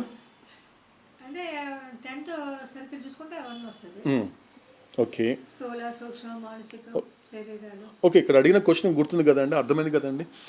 ఇది అవతార పురుషుడు ఈ మానవ జన్మతో పాటు ప్రాప్తింప చేసినటువంటి 2 బహుమతులైన ఒక పూర్తి చైతన్యము బుద్ధి అనేది గుర్తించకపోవడానికి కారణం ఏంటి అన్నప్పుడు ఏం చెప్పాడు అవుతాడంటే, ఓకే ఇంకోసారి రిపీట్ చేసుకుందాం. ఏంటి అన్నప్పుడు అవి అంతర్లీనంగా ఉంటుందన్నాడు అవుతాడు. ఇట్ వాజ్ ఇన్ లేటెంట్లీ, అంటే ఎలా ఉంది అంటే అంతర్లీనంగా ఉంది, అందుకు బాహ్యంగా లేదు, అది అంతర్లీనంగా ఉంది. అంటే అర్థం ఏంటి? అంతర్లీనంగా ఉన్న దాన్ని నువ్వు గుర్తించాలి అంటే నువ్వేం చేయాలి అంటే అంతర్ముఖమైతే తప్ప నువ్వు దాన్ని గుర్తించలేవు. లోపల ఉంది అది లేటెంట్లీ అంటే అంతర్ముఖమైతే నన్ను నేను విచారణ చేసుకుంటే, నన్ను నేను ప్రశ్నించుకుంటే ఏంటి నేను, నా యొక్క జనన మరణాల వెనక ఉన్నటువంటి రహస్యం ఏంటి, నా జన్మ యొక్క ఒక ప్రయోజనం ఏంటి అనేటువంటి ఇలాంటి విచారణ చేసినప్పుడు, అప్పుడు నిన్ను నువ్వు ప్రశ్నించుకున్నప్పుడు అంతర్లీనంగా ఉన్నటువంటి ఆ బహుమతులను గుర్తిస్తావు. అంతర్లీనంగా అవుతాడు చెప్పింది. ఇట్స్ లేటెంట్ అని అవుతాడు. లేటెంట్ అని పదం వాడాడండి స్టార్టింగ్లో మనకి. అంతర్లీనంగా ఉంది, ఎందుకంటే అది అంతర్లీనంగా బాహ్యంగా లేదు అది. ఎందుకంటే ఇంట్లో ఉన్నటువంటి గిఫ్ట్ ఏమొచ్చింది అనేది ఇంట్లో నువ్వు వెతికితే ఎక్కడో చోట కనిపిస్తుంది. ఏదో ప్యాకెట్ కనిపిస్తా, ఇది నాకు గిఫ్ట్ ఇచ్చారని తెలుస్తుంది. కానీ ఆ ప్యాకెట్ ఎక్కడుంది అంటే బయట ఎక్కడా లేదు, ప్రపంచంలో ఎంత వెతికినా కనబడటం లేదు. ఎక్కడుంది అంటే నువ్వు అంతర్ముఖమైతే తప్ప అది నీ లోపలే అంతర్లీనంగా ఉంది. కాబట్టి సాధకుడు ఏం చేస్తాడు అంటే అంతర్ముఖం అయినప్పుడు అందులో తనను తాను ఆవిష్కరించుకుంటాడు, తనను తాను డిస్కవర్ చేసుకుంటాడు. తనను తను ఆత్మ ఆవిష్కరించుకుంటున్నప్పుడు, తనను తాను ఆత్మ పరిశీలన చేసుకుంటున్నప్పుడు, తనతో తాను గడుపుతున్నప్పుడు, తనతో తాను ప్రశ్నించుకుంటున్నప్పుడు, తనతో తాను పోరాడుతున్నప్పుడు, తనలో తాను ఎప్పుడైతే విహరిస్తున్నప్పుడు మాత్రమే అంతర్లీనంగా ఉన్నటువంటి మానవ జన్మతో పాటు నాకు ఏదైతే జన్మకారకుడైనటువంటి మెహర్ బాబా ప్రాప్తింప చేసినటువంటిది ఏదైతే ఉందో ఆ 2 బహుమతులని అప్పుడు ఆ క్షణం మాత్రమే గుర్తిస్తాడు. కాబట్టి ఎందుకు ఇది కూడా చెప్పేశాడు అండి. ఈ సమస్య కూడా చెప్పాడు. ఎందుకు నువ్వు గుర్తించలేకపోతున్నావు ఇన్ని జన్మలు అంటే కారణం ఏంటి అన్నప్పుడు ఇది అంతర్లీనంగా ఉంది. కాబట్టి అంతర్లీనంగా ఉన్నటువంటి దానిని గుర్తించనివ్వకుండా చేసేది ఏంటి అన్నప్పుడు ఇంతకుముందు చెప్పాడు కదండి, ఆత్మయే పరమాత్మ. కాబట్టి అది అవగాహన మాత్రమే. అనుభవం తెచ్చుకోవాలి అంటే ఏంటి? ఈ అవగాహన పొందినప్పుడు నేను పరమాత్మనే కదా, నేను ఆత్మగా ఉన్నప్పుడు నేను పరమాత్మనే కదా, కానీ ఆత్మగా ఉన్నటువంటి నేను పరమాత్ముడుగా కాకుండా అడ్డుపడేదంటూ ఏదైనా ఉంది అంటే ఏంటి అది? అదే బబుల్ ఆఫ్ ఇగ్నోరెన్స్. అంటే ఇప్పుడు బబుల్ అనేటువంటిది ఏం చెప్తున్నాడు అవుతాడు, సముద్రం భాషలో అంటున్నాడు. ఇక్కడికి వచ్చేసరికి ఏమంటున్నాడు, డ్రాప్ అంటున్నాడు. అంటే బిందు ఆత్మగా ఉన్నటువంటిది దాని చుట్టుపక్కల ఏముంది, అది మొత్తం దేనిని ఒక ఆవరించి ఉంది అంటే ఒక బుడగ ఆవరించి ఉంది. ఆ బుడగలో ఏదైతే ఒక సద్వస్తువు ఉందో అదే నేను. అంటే ఆ బుడగలో ఉన్నటువంటి సద్వస్తువు అయినటువంటి ఆ ఓన్లీ రియల్ ఎగ్జిస్ట్ అయినటువంటి ఆత్మగా ఉన్నటువంటి నేను సముద్రాన్ని చూస్తున్నా, కనబడుతోంది. ఎవరు నా కళ్ళ ముందు కనబడుతోంది, నా సముద్రం కనబడుతోంది, నా డెస్టినేషన్ కనబడుతోంది. కానీ అక్కడికి అందులో నన్ను జీవించనివ్వకుండా అడ్డుపడేది ఏంటి, ఇక్కడ ఈ అజ్ఞానపు బుడగ. అజ్ఞానపు బుడగ మాత్రమే. అంటే అర్థం ఏంటి, ఇప్పుడు ఒక బుడగ ఉంటుందండి, పిల్లలు ఆడుకుంటుంటారండి, బెలూన్స్ ఉంటాయండి. బుడగ ఆడుకుంటున్నప్పుడు వాళ్ళు గాలి పీల్చినప్పుడు అందులో ఏదైనా ఒక వస్తువు వేశారనుకోండి, ఆ వస్తువు మనకు కనబడుతోంది. ఆ బుడగలో వేసినటువంటి వస్తువు చాలా స్పష్టంగా కనబడుతోంది. స్పష్టంగా కనబడుతున్నప్పటికీ కూడా ఎందుకంటే అది స్పష్టంగా అది ఆ ఫలానా వస్తువు అని తెలుస్తోంది. కానీ ఆ వస్తువుని పూర్తిగా స్పష్టంగా చూడకపోవడానికి కారణం ఏంటి అన్నప్పుడు ఆ వస్తువుకి నీకు మధ్య ఉన్నటువంటి ఆ బుడగ. కాబట్టి బుడగలో ఉన్నటువంటి బిందు ఆత్మగా ఉన్నటువంటి నీకు సముద్రం స్పష్టంగా కనబడుతోంది, నీకు తెలుస్తోంది. అంటే నేను ఎక్కడ ఉన్నాను అంటే నేను సముద్రంలోనే ఉన్నాను, సముద్రంతోనే ఉన్నాను. కానీ సముద్రంగా ఉండకపోవడానికి కారణం ఏంటి అంటే నాకు సముద్రానికి మధ్య ఉన్నటువంటి ఒక అవరోధంగా ఉన్నటువంటి అజ్ఞానపు బుడగ. కాబట్టి ఏమంటున్నాడు అవుతాడు, ఎప్పుడైతే ఈ అవగాహన నీకు ఇచ్చానో, ఒక్కటి అవగాహన, ఇంకేమీ లేదు. నేను ఇచ్చే అవగాహన ఏంటి, సో ఎందుకంటే నువ్వు ఆత్మవి. ఆత్మగా నువ్వు ఎక్కడ ఉన్నావు అంటే నాలోనే ఉన్నావు, పరమాత్మలోనే ఉన్నావు. కాబట్టి నువ్వు ఎవరో కాదురా, నువ్వే పరమాత్మవి. అంటే నేను చెప్పిన అవగాహనని నువ్వు అనుభవం తెచ్చుకోగలిగితే, హరిప్రసాద్ వేరు అవతార్ మెహర్ బాబాకు వేరు కాదు. ఇక్కడ హరిప్రసాదే అవతార్ మెహర్ బాబా, హరిప్రసాదే పరమాత్మ అనేటువంటిది ఒక అవగాహనకి ఏర్పడుతోంది. కాబట్టి నేను అవగాహన ఇస్తున్నాను, హరిప్రసాద్లో ఉన్నటువంటి ఆత్మ ఏదైతే ఉందో ఆ ఆత్మయే పరమాత్మ. ఇక్కడ మెహర్ బాబా పరమాత్మ అని చెప్పట్లేదండి, మెహర్ బాబాయే నీలో ఉన్నటువంటి నా స్వరూపమే పరమాత్మ. అంటే మెహర్ బాబాలో ఉన్నటువంటి పరమాత్మను నువ్వు పూజించడం కాదు, నీలో ఉన్నటువంటి పరమాత్మ రూపంలో ఉన్నటువంటి ఆత్మ దగ్గరికి చేరుకోగలిగితే నువ్వే పరమాత్మవి. ఎంత గొప్ప మాట చూడండి. కాబట్టి ఎందుకు జరగటం లేదు ఇదంతా కూడా, నేను ఆత్మగా పరమాత్మలో ఉన్నప్పటికీ ఎందుకు అనుభవం రాలేదు, అవగాహన లేదు. కాబట్టి ఒకవేళ నేను పరమాత్మనే అయితే నాకు ఎందుకు అనుభవం రావటం లేదు, అవగాహన లేదు. కాబట్టి అనుభవం పొందేందుకు, అనుభవం ప్రాప్తింప చేసేందుకు మాత్రమే నేను ఇచ్చే అవగాహన కోసమే నేను అవతరించాను అని అవుతాడు. నా అవతరణ యొక్క ముఖ్య ఉద్దేశం ఏంటి, ఇదే నా ముఖ్య ఉద్దేశం, వేరే ఏమీ లేదు. నేను ఇక్కడ ఉన్నంత వరకు 74 సంవత్సరాల 11 నెలల 7 రోజుల పాటు నేనేం చేశానంటే ఇదే పని పెట్టుకున్నా. నీకు చాలా రకాల పనులు ఉంటావేమో, నాకు మాత్రం ఇదే పని, దారి తప్పిన నా బిడ్డని దారిలో పెట్టుకోవడమే. ఇదే చేశాను ఉన్నంత వరకు, నేను ఇదే పని చేశాను. నేను వేరే రకరకాల పని చేసి నీకు కనిపించినా కూడా నేను చేసిన ఒకే పని ఏంటి, దారి తప్పినటువంటి నా బిడ్డని దారిలో పెట్టుకోవడమే, నా బిడ్డకి పూర్తి అవగాహన ఇవ్వడమే. అవగాహన ఇచ్చిన తర్వాత వెంటనే ఇంకా చాలు, వాడికి నీకు సరిపోతుంది. ఒక అవేర్నెస్ చాలు. ఒక అవగాహన ఇస్తే వెంటనే నువ్వేం చేస్తావు, అంతర్ముఖం అవుతావు. అంతర్ముఖం అవగానే ఏం చేస్తావు, అంతర్లీనంగా ఏదైతే గుర్తించాలో అది గుర్తిస్తావు. ఏదైతే పూర్తి చైతన్యాన్ని గుర్తిస్తావు, బుద్ధిని గుర్తిస్తావు. కాబట్టి ముఖ్యంగా బుద్ధిని గుర్తించడంతో ఏం చేస్తావు, వెంటనే ఆ బుద్ధిని గుర్తించినప్పుడు సంస్కారాల నుండి వచ్చినటువంటి ప్రతి దాన్ని యాక్షన్లో పెట్టకుండా ఎక్కడికక్కడ సటిల్ లెవెల్లో కానీ మెంటల్ లెవెల్లో కానీ దాన్ని ఎగ్జాస్ట్ చేసేసుకుంటావు. ఒక సాధకుడుగా తయారవుతావు, ఒక మెచ్యూరిటీ నీకు వస్తుంది అన్నాడు అవుతాడు. అప్పుడు నీకు ఇచ్చినటువంటి పూర్తి చైతన్యంతో, అంటే అర్థం ఏంటి, ఇక్కడ ఆత్మలో ఏముంది, ఆత్మ పరమాత్మలోనే ఉందన్న విషయాన్ని, ఆత్మయే పరమాత్మ అనేటువంటి అనుభవం రావాలంటే ఆత్మకి ఏముండాలి, పూర్తి చైతన్యం ఉండాలి. అంటే అర్థం ఏంటి, ఇక్కడ నేను ఇచ్చేటువంటి అవగాహన ద్వారా నువ్వు అనుభవం ఎలా పొందుతావు అంటే పూర్తి చైతన్యంతోనే పొందుతావు. బాగా అర్థం చేసుకోవాలండి ఈ మాటని. ఈ పూర్తి చైతన్యము అంటే అర్థం ఏంటి, ఆత్మయే పరమాత్మ అనేటువంటి అనుభవం నీకు రావాలి అంటే మొట్టమొదటిగా నీకు అవగాహనిస్తున్నాను, తీసుకో. కాబట్టి నువ్వే పరమాత్మవి, నువ్వు ఎవరో కాదు, నువ్వే నేను అంటున్నాడు అవుతాడు. ఒక మాట అండి, నువ్వే నేను. నువ్వంటే ఎవరు, ఆత్మ. నేనంటే ఎవరు, పరమాత్మ. అందుకే మనము నాట్ వి బట్ వన్, నువ్వు నేను మనము కాదురా ఒక్కరమే. కాబట్టి మొట్టమొదటి మాట ఏంటి, ఫస్ట్ ప్రైమరీ ఫ్యాక్ట్ ఏంటి మనకు అవతాడు చెప్పింది, ఆత్మగా నువ్వు ఎక్కడున్నావు, పరమాత్మలో ఉన్నావు. ఇంతవరకు అంటే మొదటి పేజీ నుండి 6వ పేజీ సగం వరకు ఏం చెప్పాడు అవుతాడు, ఇదే ఎస్టాబ్లిష్ చేశాడు అవుతాడు. ఎందుకు 7 పేజెస్ అనేటువంటిది సప్త భూమికలతో సమానం అనే మాట ఎందుకు వచ్చింది అంటే, ఈ మొత్తం కంప్లీట్గా 6.5 పేజీల వరకు అవుతాడు చెప్పింది ఏంటి, దీనినే ఎస్టాబ్లిష్ చేశాడు. రే నువ్వు ఎక్కడున్నావు అంటే పరమాత్మలోనే ఉన్నావు, అంతర్ముఖమవు, ఇదే కావాల్సింది.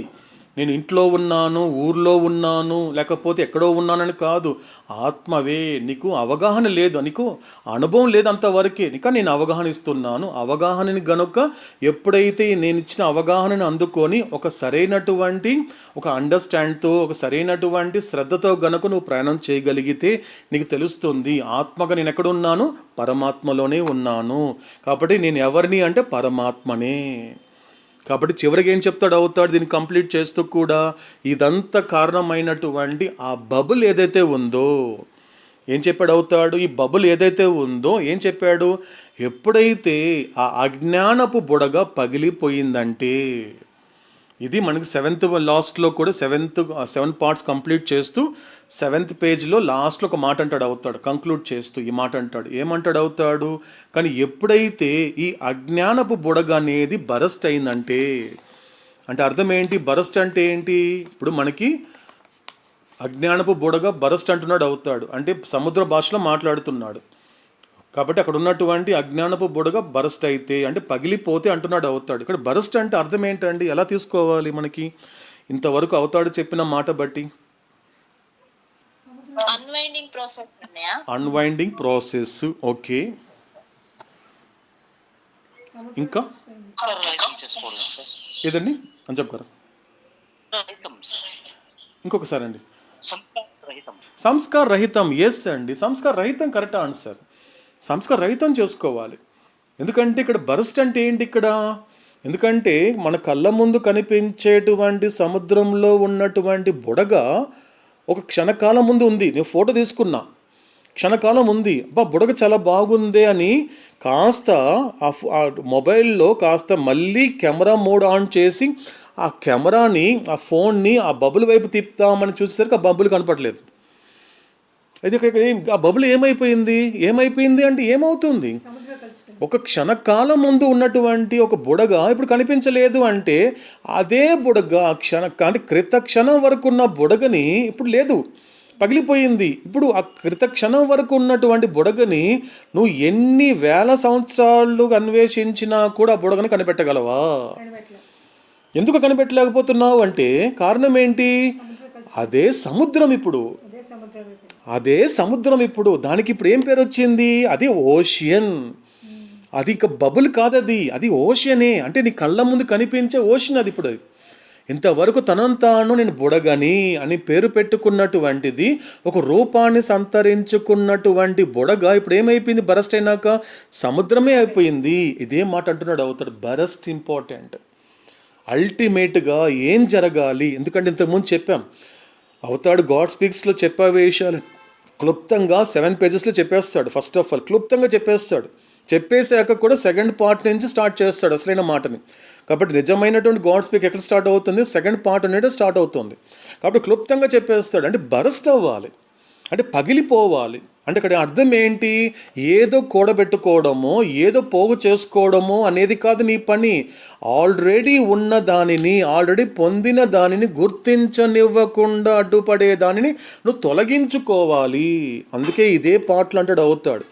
అంటే నిజమైన ఆధ్యాత్మికత అంటే ఏదో పొందడం కాదు, పొందిన దాన్ని కాపాడుకోవడం కాదురా, బాగా అర్థం చేసుకుంటాడు అవుతాడు. It is a true spirituality. నిజమైన ఆధ్యాత్మికత ఎందులో ఉంది అంటే లేనిది పొందాలి, పొందిన దాన్ని కాపాడుకోవడంలో కాదు, ఆల్రెడీ పొందిన దాన్ని గుర్తించడంలో ఉంది నిజమైన ఆధ్యాత్మికత. ఆ యొక్క పొందిన దాన్ని గుర్తించడంలో ఉంది నిజమైన ఆధ్యాత్మికత. ఆ గుర్తించిన దాన్ని గుర్తుంచుకోవడంలోనే ఉంది నిజమైన ఆధ్యాత్మికత. అలా గుర్తుంచుకొని సద్వినియోగం చేసుకోవడంలోనే ఉంది ఆధ్యాత్మికత అని అవుతాడు. కాబట్టి బరస్ట్ అంటే అర్థం ఏంటి అంటే సంస్కార రహితం అయిపోతే ఏమవుతుంది, ఏమంటున్నాడు అవుతాడు ఇక్కడ? No sooner does the bubble of ignorance burst than the atma not only finds itself in paramatma. ఇంతకుముందు ఏం చెప్పండి అవుతాడు? ఎస్టాబ్లిష్ చేస్తూ, ప్రైమరీ ఫ్యాక్ట్ ఎస్టాబ్లిష్ చేస్తూ ఫస్ట్ ఏమన్నాడు అవుతాడు? ఆత్మ ఎక్కడుంది? పరమాత్మలోనే ఉంది.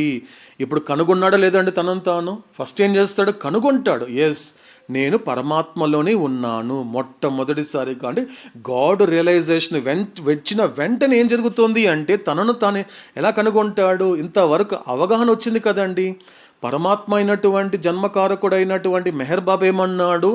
ఆత్మగా నువ్వు పరమాత్మలోనే ఉన్నావు అని చెప్తూ ఇక్కడ ఏమంటున్నాడు? ఎప్పుడైతే బరస్ట్ అయినప్పుడు అంటే నీకు ఎక్స్పీరియన్స్ అయినప్పుడు, గాడ్ రియలైజేషన్ వచ్చినప్పుడు, సంస్కార రహితమైనప్పుడు ఏం జరుగుతోంది? ఫస్ట్ ఏం జరుగుతోంది? కేవలము నిన్ను నువ్వు పరమాత్మలో ఉన్నానని గుర్తించడం, కనుగొనడం మాత్రమే కాదు. చూడండి, చాలా ఇంపార్టెంట్.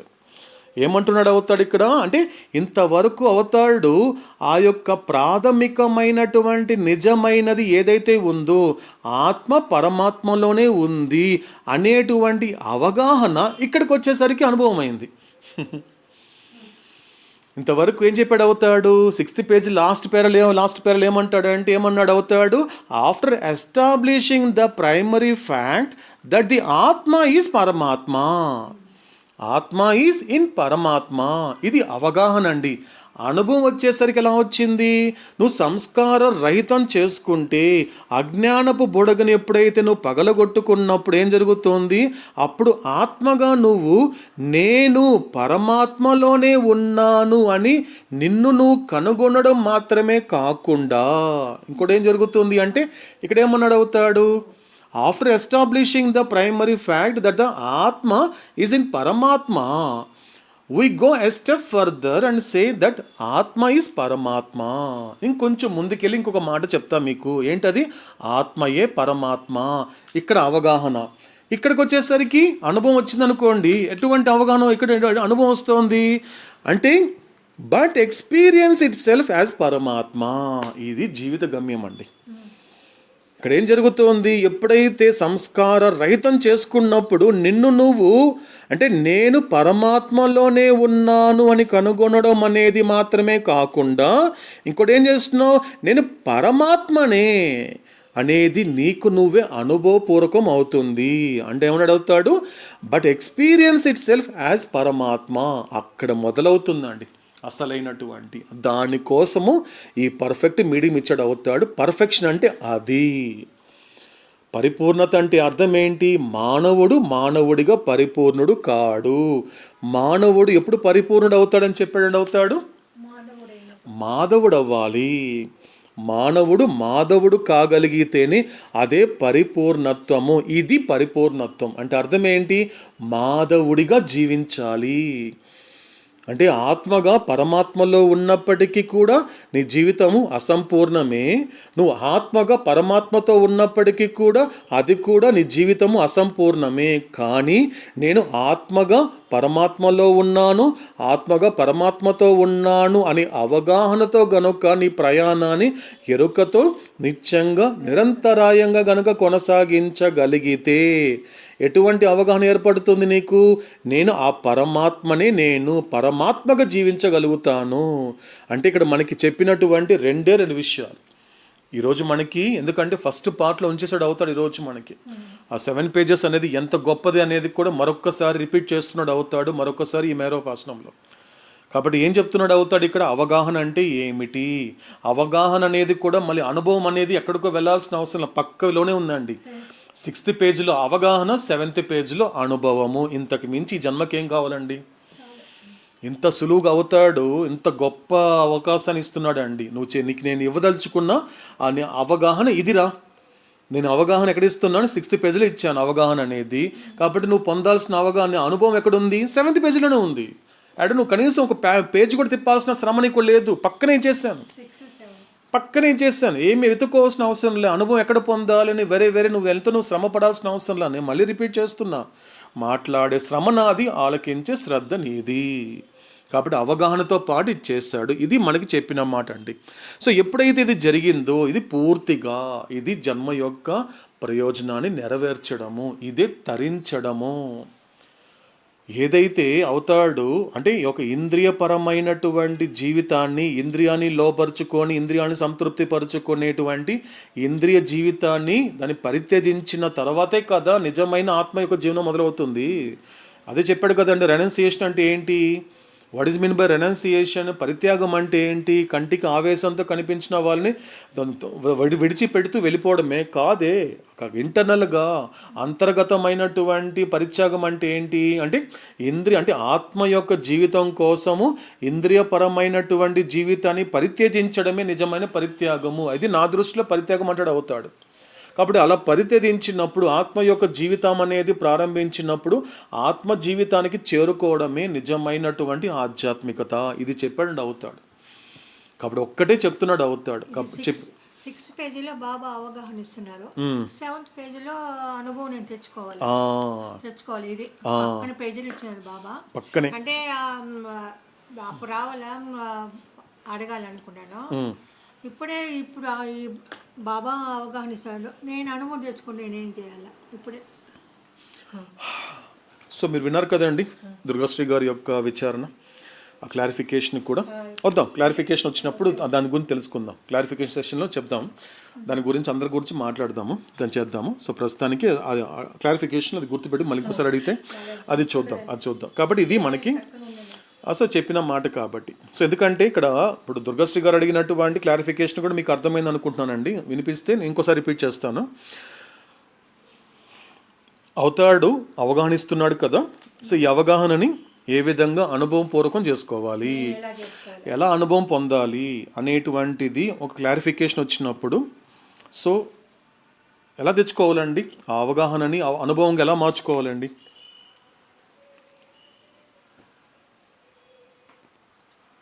శ్రద్ధగా ఆలకిస్తే అన్నాడు కదండి ఆయన. శ్రద్ధగా ఆలకిస్తే నీ కళ్ళు కూడా తెరవబడుతుంది అన్నాడు కదా. అంటే శ్రద్ధ అనేది వెరీ పవర్ఫుల్ అన్నయ్య నిజంగా చెప్పాలంటే. కరెక్ట్. ఆ శ్రద్ధ అనేది నువ్వు శ్రద్ధగా ఆలకించినప్పుడు ఆ శ్రద్ధ అనేది నిన్ను నీ లోపలికి తీసుకువెళ్తుంది అనమాట. కరెక్ట్, అవును. నీ లోపలికి తీసుకువెళ్ళేసి నువ్వెవరు అని విచారణలో అంతర్ముఖం చేసుకుంటే కనుక తెలీదు మనకు అంతరంలో ఉన్నటువంటి మన ఒక స్థితి అనమాట. కరెక్ట్. శ్రద్ధగా ఆలకించగలిగితే నా వరకు ఆలకించుకుంటూ వెళ్తుంటే చాలా. సో అప్పుడు అవగాహనని అవతాడిచ్చిన అవగాహనని అనుభవపూర్వం చేసుకోవచ్చు, అనుభవం పొందవచ్చు. ఓకే, గుడ్, బాగుంది. ఇంకా అండి ఎలా ఈ అవగాహనని ఎలా అనుభవపూర్వకం చేసుకోవాలి అంటే ఇంకేమి ఇంతవరకు మనకి అవతాడు చెప్పిన మాటలను బట్టి? జై మీరు అండి చెప్పారు సార్. ఇప్పుడు మనకి నాయన 6 pages అందించినారు కదా సార్. ఇప్పుడు మోర్ సోల్స్, తర్వాత కమ్ సోల్స్, ఫ్యూ సోల్స్ అని, తర్వాత జన మరణాల గురించి తెలియజేసినాడు నాయన. ఇంకా పాప సుఖ దుఃఖాల గురించి చెప్పినాడు. ఇంకా ప్రపంచాల గురించి చెప్పేసినాడు కదా సార్. ఇదంతా మనకి నాయన క్షుణ్ణంగా తెలియజేసినాడు కాబట్టి అది నాయన ఎలా అయితే ఇప్పుడు ఈ అబద్ధ అనుభవాలు, తర్వాత నీడల యొక్క అనుభవాలు అని తెలిసిన తర్వాత మనము ఇప్పుడు ఇక్కడ అంతర్ముఖం అవడం తప్పితే నాకు ఇంక వేరే ఏమి అనిపిస్తుండే సార్. అంటే ఆత్మ యొక్క జీవితాన్ని కొనసాగిస్తూ ప్రారంభించి కొనసాగించాలి. కరెక్ట్ అండి, అవును, బాగుందండి. ఎందుకంటే ఒక క్లారిఫికేషన్, ఒక విచారణ చేస్తున్నప్పుడు ఒక్కొక్క అండర్స్టాండింగ్ బట్టి ఒక్కొక్క రకమైనటువంటి క్లారిఫికేషన్ వస్తుంది. ఎందుకంటే అంతా ఒకటే. ఇప్పుడు మీనాక్షి చెప్పినట్లుగా ఎందుకంటే శ్రద్ధగా ఆలకించడం కావచ్చు, ఎందుకంటే దానితో ఏ రకంగా, ఎందుకంటే శ్రద్ధ పెడితే తప్ప అంతర్ముఖం కాలేడు. ఒకదానితో ఒక జోడి, అంటే ఒకదానితో ఒకటి కనెక్ట్ అయి ఉన్నవి ప్రతిదీ కూడా. ఇలా మన విచారణ చేసుకుంటే ఒకదానితో ఒకటి కనెక్ట్ అవుతుంది. ఇప్పుడు శ్రద్ధ పెడితే తప్ప అంతర్ముఖం కాలేడు, అంతర్ముఖం అయితే తప్ప అంతర్లీనంగా ఉన్నదని గుర్తించలేడు. ఎందుకంటే ఒక్కసారిగా అనుభవం అనేది వెంటనే రాదు కదా. వెంటనే అంటే ఇన్ ద సెన్స్ ఏంటి అన్నప్పుడు ఇప్పటికిప్పుడు నాకు ఇప్పుడు మెహర్ బాబు ఇప్పుడు ఇచ్చాడు కాబట్టి 7:58 నాకు అవగాహన ఇచ్చేస్తే 7:59 నాకు అనుభవం వచ్చేస్తుందా అంటే డిపెండ్స్ ఆన్ ది కెపాసిటీ, నీకున్నటువంటి కాన్షియస్ లాంగింగ్ బట్టి. ఎస్, ఇవ్వగలడు ఆయన డెఫినెట్గా. ఎందుకంటే అవుతాడే చెప్పాడు, ఇలా చిటికేసాడు అవుతాడు. ఈ చిటికేసేటువంటి సమయం కన్నా తక్కువ టైంలోనే నీకు కావాల్సిన నీకు అందించగలను అడుగుతాడు. అంత కెపాసిటీ నాకుందని అడుగుతాడు. కానీ అంత అందుకునే కెపాసిటీ నీకుందా? తపన నాకు ఉందా లేదా? నేను ఇవ్వగలను. నేను ఇవ్వాల్సింది ఇవ్వడానికి ఎప్పుడు సంసిద్ధంగా ఉన్నాను. నా వరకు సిద్ధంగానే ఉన్నాను. ఎందుకంటే నేను నా బిడ్డ కోసం సిద్ధంగా ఉన్నాను. నువ్వు నీ తండ్రి కోసం సిద్ధంగా ఉన్నావా? కానీ నేను ఒకటే ఒక ఆన్సర్, ఒక్కటే. ఎందుకంటే ప్రపంచాల పట్ల నీకున్న మిగతా శరీరాల పట్ల నీకున్న సంసిద్ధత, నిజంగా పరమాత్ముడి పట్ల నీకు ఆ సంసిద్ధత ఉందా? నిజంగా ప్రిపేర్గా ఉన్నావు నా కోసము? నేను ఎప్పుడైనా పిలిచినా కూడా, ఎందుకంటే వెంకట్రామన్ అనేటువంటి 16 ఏళ్ల పిల్లవాడిని పిలిపించాడు. అరుణాచలేశ్వరుడు పిలిచాడు, రా వెంకట్రామన్ నా దగ్గరికి రా అని చెప్పినప్పుడు పిలిచేది నా తండ్రి అని గుర్తించగలిగాడు అక్కడ. ఎందుకంటే ఆ లెటర్ చదివినప్పుడు వాళ్ళ అన్న ఆశ్చర్యపోయాడు. ఇదేంటి తండ్రి పిలుపు మేరకు ఆయన అన్వేషించుకుంటూ వెళ్తాడు ఏంటి, అదేంటి మా నాన్న చనిపోయి చాలా కాలం అయింది కదా, వీడేంటి తండ్రి అంటున్నాడు అని ఆయనకు అసలు అర్థం కాలే నాగస్వామికి. అంటే భాష రాశాడు, డిపాజిట్ లెటర్లో రాశాడు. అంటే పిలిచాడు. ఆ తండ్రి పిలుపు అనేటువంటిది. ఎందుకంటే ఆ జీవితము, ఆ జన్మ అనేది భగవంతుడికి శరణాగతి అయిన జన్మది. ఆ పిలుపు అందరికి వస్తుందంటే అందరినీ పిలుస్తాడు. కేవలం వెంకటరామని రమణ మహర్షిని మాత్రమే కాదు, ఆ పిలుపు అందరికీ ఉంటుంది. కానీ దాన్ని గుర్తించేవాళ్ళు కొంతమంది. ఎందుకు రాశాడు? అరుణాచలేశ్వరుని ఇంతవరకు దేవుడు, శివుడు దేవుడు, గర్భగుడిలో ఉన్నటువంటి శివలింగాకారంలో ఉన్నాడని చెబుతున్నటువంటి ప్రపంచం అంతా పిలుస్తూ ఉంటే, ఒక ఈ 16 ఏళ్ల పిల్లవాడు మాత్రం నా తండ్రి పిలుపు మేరకు ఆయన అన్వేషించుకుంటూ ఇక్కడ నుండి వెళ్తున్నాను అనే మాటలు దాని లెటర్లు ఎందుకు రాయాల్సి వచ్చింది? ఆ పిలుపు ఎందుకు వచ్చింది అసలు అంటే, పిలుపు వస్తుంది అందరి దగ్గరికి. అంటే అర్థం ఏంటి? పిలుపు నువ్వు అందుకోగలిగావు అంటే నువ్వు నా కోసం సంసిద్ధంగా ఉన్నావు. అందుకోర నేను నీ ఇవ్వాల్సిన ఇచ్చేస్తాను, అందుకో అన్నాడు. ఇచ్చేసాడు. అంటే ఆయన అంతర్ముఖమైపోయాడు, అయ్యాడు, అంతర్ముఖమై అంతర్ముఖమయ్యాడు. అంటే ఆయన జరిగిన సంఘటన ఉంది కదా, మరణానుభవం జరిగింది. మరణానుభవం జరిగిన తర్వాత అది వెంటనే రాలేదు. ఆ పిల్లవాడికి ఎందుకు రాయగలిగాడు? ఇది నా చోటు కాదు, ఇది కాదు నేను ఉండాల్సిన ప్లేసు అనేది ఎందుకు వచ్చింది అంటే మరణానుభవం ద్వారానే. ఆ మరణానుభవంతో ఏం తెలుసుకున్నాడు? ఏమవుతుంది, మ్యాక్సిమం ఏమవుతుంది ఈ జీవితంలో, ఈ బతుకులో ఇలాగే బతికిపోయాననుకో, చివరికి ఏమవుతుంది? వద్దన్నా వద్దు అనుకోకపోయినా. ఎందుకంటే మనిషికి ఉన్నటువంటి భవిష్యత్తు ఏదైనా ఉంది అంటే తను అనుకుంది జరగచ్చు, జరగకపోవచ్చు. సర్వసాధారణంగా ఒక మనిషికి తాను ఏదైతే చూడాలనుకుంటున్నాడో, ఎలా అయితే తయారవ్వాలనుకుంటున్నాడో అలా అతను తయారవ్వచ్చు, తయారవ్వకపోవచ్చు.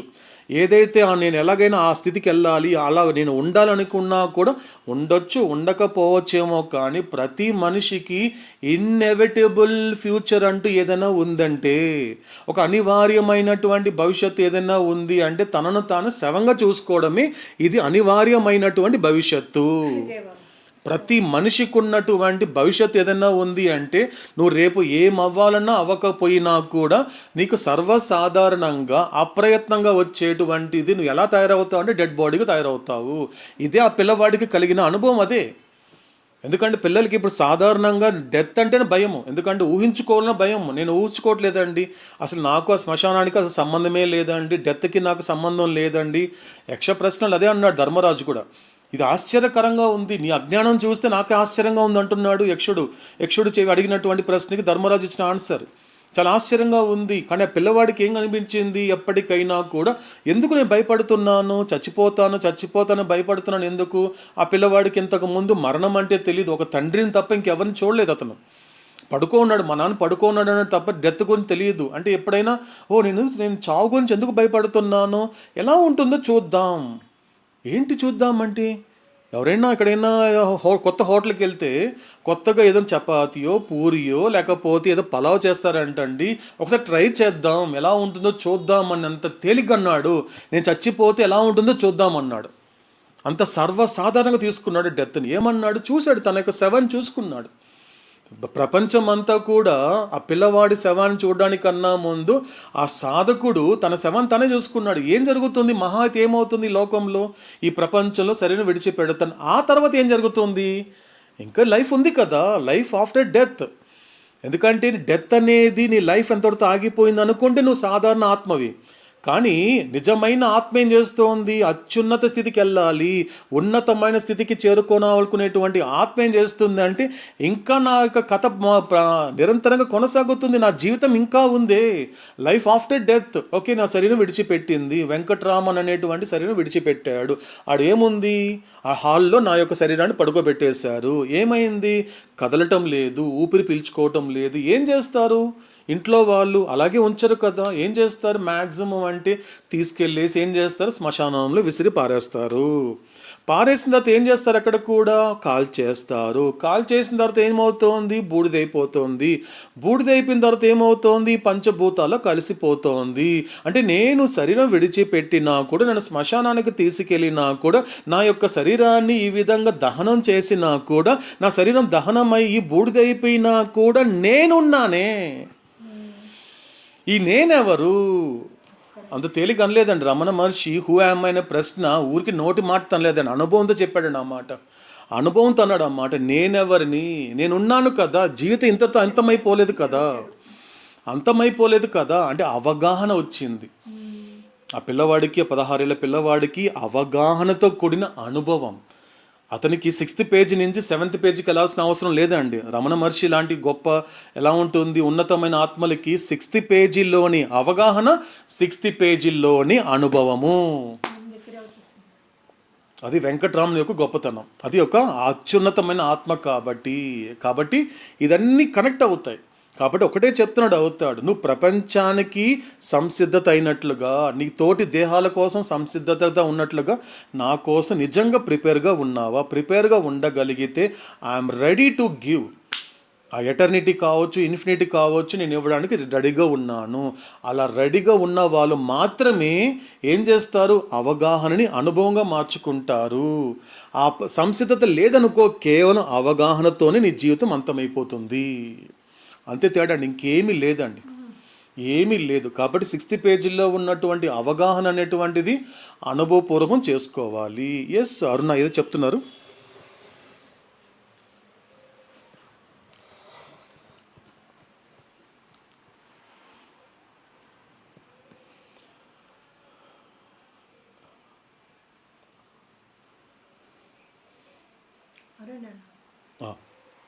వాయిస్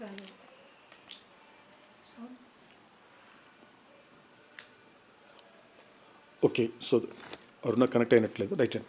సో ఇదండి. సో మనకి ఈరోజంతా కూడా మనకి ఫస్ట్ పార్ట్లో అవుతాడు చెప్పినటువంటి మరొక్కసారి ఆ 7 పేజెస్ యొక్క గొప్పతనాన్ని, అవుతాడు చెప్పాలనుకున్నటువంటి ప్రతి మాటని సారం కూడా పూర్తిగా చెప్పడం జరిగింది. కాబట్టి సో మిగతా విషయాల్ని కూడా మన తర్వాత మెహరోపాసనంలో అవుతాడు చెప్పబోయేటువంటి గొప్ప మాటల్ని శ్రద్ధతో ఆలకించే ప్రయత్నం చేద్దాం. శాశ్వత ప్రీతమ అవతార్ మెహర్ బాబా కీ జై. ఓకేనండి. సో ఏదైనా క్లారిఫికేషన్స్ ఉన్నాయండి?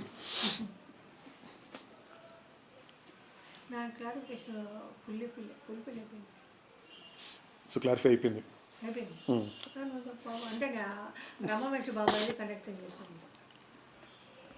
అంటే మీరు చెప్పినటువంటి అంటే అవగాహనని అనుభవం పూర్వంగా చేసుకోవాలి అంటే, సో ఫస్ట్ ఏంటి? శ్రద్ధగా ఆలకించాలి.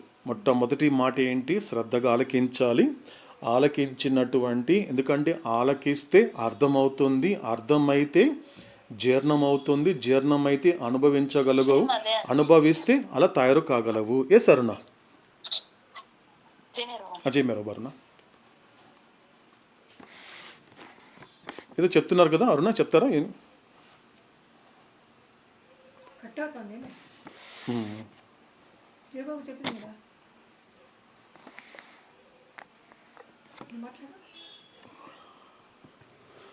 అరుణ అన్మ్యూట్ చేసుకోండి. మ్యూట్ చేసుకున్నారు. భ్రాంతి అవగాహన ఇచ్చారు కదా. అవును.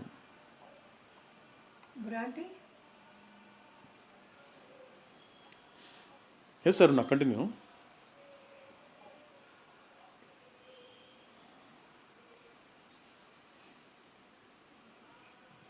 అరుణ అన్మ్యూట్ చేసుకోండి, మీరు మ్యూట్లో పెట్టుకున్నారు.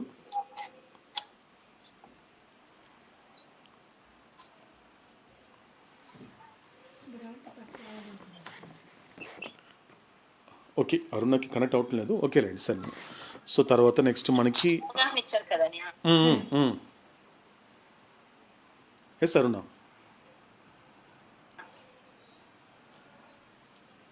చెప్తోంది కనెక్టింగ్ కాలేదు. భ్రాంతి పట్ల అవగాహన ఇచ్చారు కదా తన భ్రాంతి పట్ల గనక అనుభవం అవగా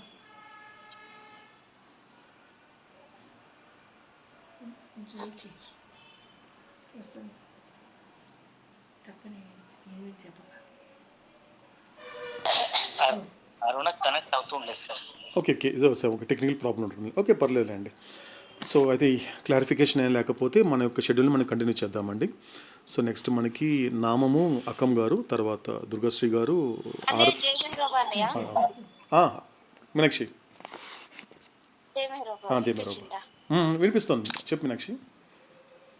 ఇప్పుడు మనకి నాన్న 3 అవస్థలు చెప్పాడు కదా, ప్రతి జీవాత్మకి ఉండేటువంటి 3 అవస్థలు, జాగ్రత్త అవస్థ, స్వప్న వ్యవస్థ, సుషుప్తి వ్యవస్థ. మనకి తీసుకుంటే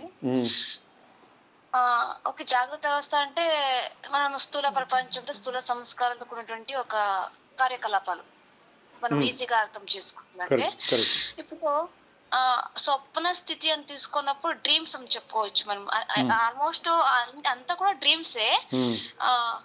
కానీ డ్రీమ్స్ అన్నప్పుడు 2 విధాలుగా తీసుకున్నప్పుడు మనకి భగవంతునితో కనెక్ట్ అయినటువంటి విజన్ ఫస్ట్ వన్.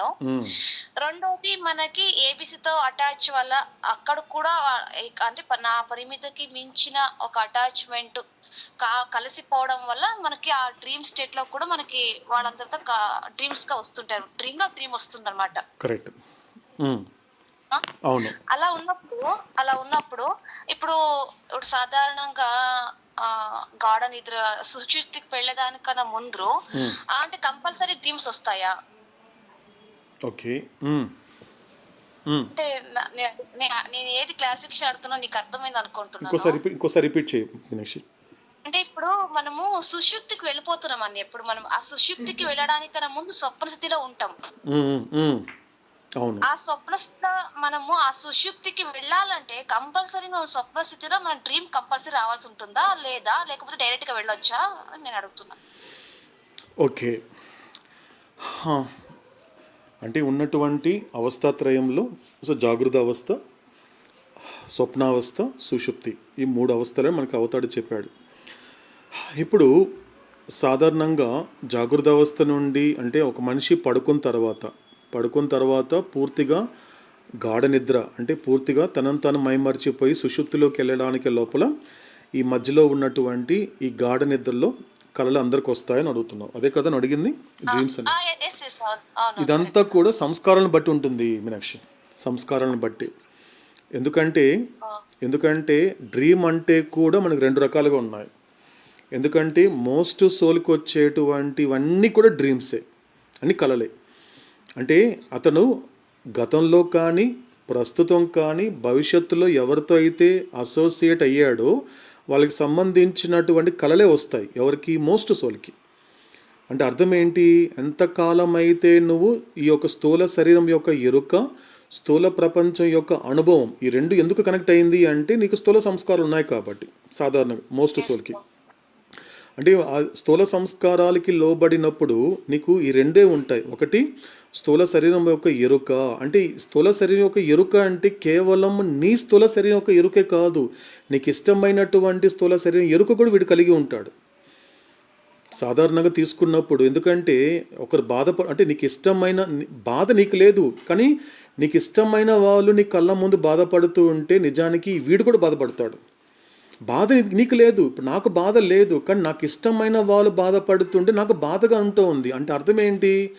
కేవలము ఈ స్థూల సంస్కారములు అనేది ఎంతలాగా ఇగ్నోరెన్స్ ఎక్స్పాండ్ చేసుకుంటూ పోతుంది అంటే అది కేవలము నీ స్థూల శరీరం యొక్క ఎరుక మాత్రమే కాదు, నీతో పాటు నువ్వు ఇంతవరకు అసోసియేషన్ అనేది ఎక్స్పాండ్ అవుతూ మిగతా నీ చుట్టూ ఉన్నటువంటి నీకు ఇష్టమైన వాళ్ళతో కూడా అది మొత్తం కంప్లీట్గా ఎక్స్పాండ్ అవుతుంది. ఇది అవుతాడు చెప్తాడు. అసోసియేషన్ అంటే not only association, not only conscious of your gross body, కానీ మిగతా నీకు ఇష్టమైన గ్రాస్ బాడీ కాన్షియస్లో కూడా వీడు ఉంటాడు. అందుకే అంటే మోస్ట్ సోల్కి వచ్చేటువంటి కళలో వాడు కనబడ్డు, వాడు తక్కువ కనబడతాడు, వారికి ఇష్టమైన వాళ్ళు ఎక్కువ కనబడతారు సర్వసాధారణంగా. ఎందుకంటే వీడు తక్కువ వస్తాడు, నేను మోస్ట్ సోల్గా ఉంటే నా కళలో నేను తక్కువ కనబడతాను, నాకు ఇష్టమైన వాళ్ళు ఎక్కువ కనబడతారు. అంటే అర్థం ఏంటి అంటే నిన్న అతనితో గడిపాను, చాలా బాగుందండి, అతను నాకు వెంటనే ఫోన్ చేయాలనిపిస్తుంది కొంతమందికి. ఎందుకంటే రాత్రి నువ్వు నా కళ్ళకు వచ్చావు, నీతో మాట్లాడాలనిపించిందని ఫోన్ చేస్తూ ఉంటారు సాధారణంగా. అంటే ఇట్ ఈస్ అసోసియేషన్. ఎందుకంటే కేవలము నీ గ్రాస్ బాడీతో అసోసియేషన్ అనేది అవుతాడేమన్నాడు బర్త్ అన్నాడు మనకి ఫస్ట్ పార్ట్లో చూస్తే. కానీ ఈ 8th పార్ట్కి వచ్చేసరికి ఎంత పరిపక్వతగా మా అవతాడు అందిస్తున్నాడు అంటే ఇక్కడ అసోసియేషన్ అంటే మాత్రము you are associating with other gross bodies. నువ్వు దేంతో అసోసియేట్ అవుతున్నావు అంటే మిగతా స్థూల శరీరాలతో నువ్వు అసోసియేట్ అవుతున్నావు. అసోసియేషన్ ఎలా అవుతున్నావు? నీ పరిమితికి మించి అవుతున్నావు. That leads to attachment. అది ఎక్కడికి దారితీస్తోంది? అటాచ్మెంట్కి దారితీస్తోంది. కాబట్టి ఎందుకంటే జాగృత అవస్థల్లో ఏబీసీలతో ఉంటూ మళ్ళీ స్వప్నావస్థలో కూడా నీకు డ్రీమ్లో కూడా ఏబీసీలే నీకు మళ్ళీ కలగంటున్నావు అంటే కాస్త జాగ్రత్త పడాలి. అంటే అర్థం ఏంటి? కొన్నిసార్లు కళ్ళ ముందు కొన్నిసార్లు ఎప్పుడైనా అంటే నైట్ బాబా గురించి థింక్ జస్ట్ అలా ఇమాజినేషన్ చేసుకొని అలా అనుకుంటే గోస్ టు డీప్ స్లీప్ అనమాట. మధ్యలో ఏవి డ్రీమ్ కానీ ముందు అనమాట చేసుకుంటే అంటే బాబా ఇక్కడ 3 అవస్థల్లో ఎవరి ప్రతి జీవాత్మ కూడా 3 అవస్థలు అనుభవిస్తాను చెప్తున్నాడు కదా నాన్న. కరెక్ట్, అవును. కొన్నిసార్లు ఇది స్వప్న స్థితిలో లేదు కదా అనిపిస్తుంది నాకు. అందుకే నేను అడిగాను. అదే మీనాక్షి, ఎందుకంటే అదంతా కేవలము సంస్కారాలను బట్టే ఉంటుంది. ఎందుకంటే కళలు వచ్చింది అంటే వస్తే కళలు ఎప్పుడు మోస్ట్ సోల్కే వస్తుంది. ఎందుకంటే సమ్కి ఫ్యూకి రాదు, మోస్ట్కే వచ్చేది. ఎందుకంటే సమ్ కానీ ఫ్యూ కానీ ఇప్పుడు అన్నమయ్య చెప్పినట్లుగా ఎందుకంటే కళ వంటిది బతుకు గనునికిని. ఎందుకంటే నువ్వు జాగృత అవస్థలోకి వెళ్ళిన తర్వాత కలగంటున్నావు. కానీ గనుడు ఎలా ఉంటాడు అంటే జాగృత అవస్థలో ఉన్నప్పుడే ఆ జాగృత అవస్థలో కనిపించే ప్రతి దాన్ని కలగా చూస్తున్నాడే. ఇంకా సపరేట్గా కలగడానికి ఏముంది అంటే అర్థం ఏంటి? స్థూల సంస్కారాలు అతని చుట్టుపక్కల ఏబీసీలో ఉన్నప్పటికీ కూడా అతడు జాగృత అవస్థలో ఉన్నప్పుడే పూర్తి ఎరుకతో ఉంటున్నాడు. ఇది నిజం కాదు, వీళ్ళంతా నా సంస్కారముల యొక్క ఫలితమే, కాబట్టి వీళ్ళని క్యారీ చేయాల్సిన అవసరం లేదంటాడు గనుడు. ఇదంతా కలే, నా కళ్ళ ముందు కనిపించే ఏబీసీలు ఎక్సెప్ట్ ఏఎంబి, భగవంతుడు తప్ప.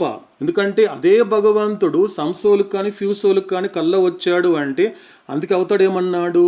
నీ కళలో నువ్వు కానీ నీకు సంబంధించిన వాళ్ళు వస్తే అది స్వప్నము, కానీ నీ కళలో నేను వస్తే మాత్రం అది విజన్ అన్నాడు అవుతాడు.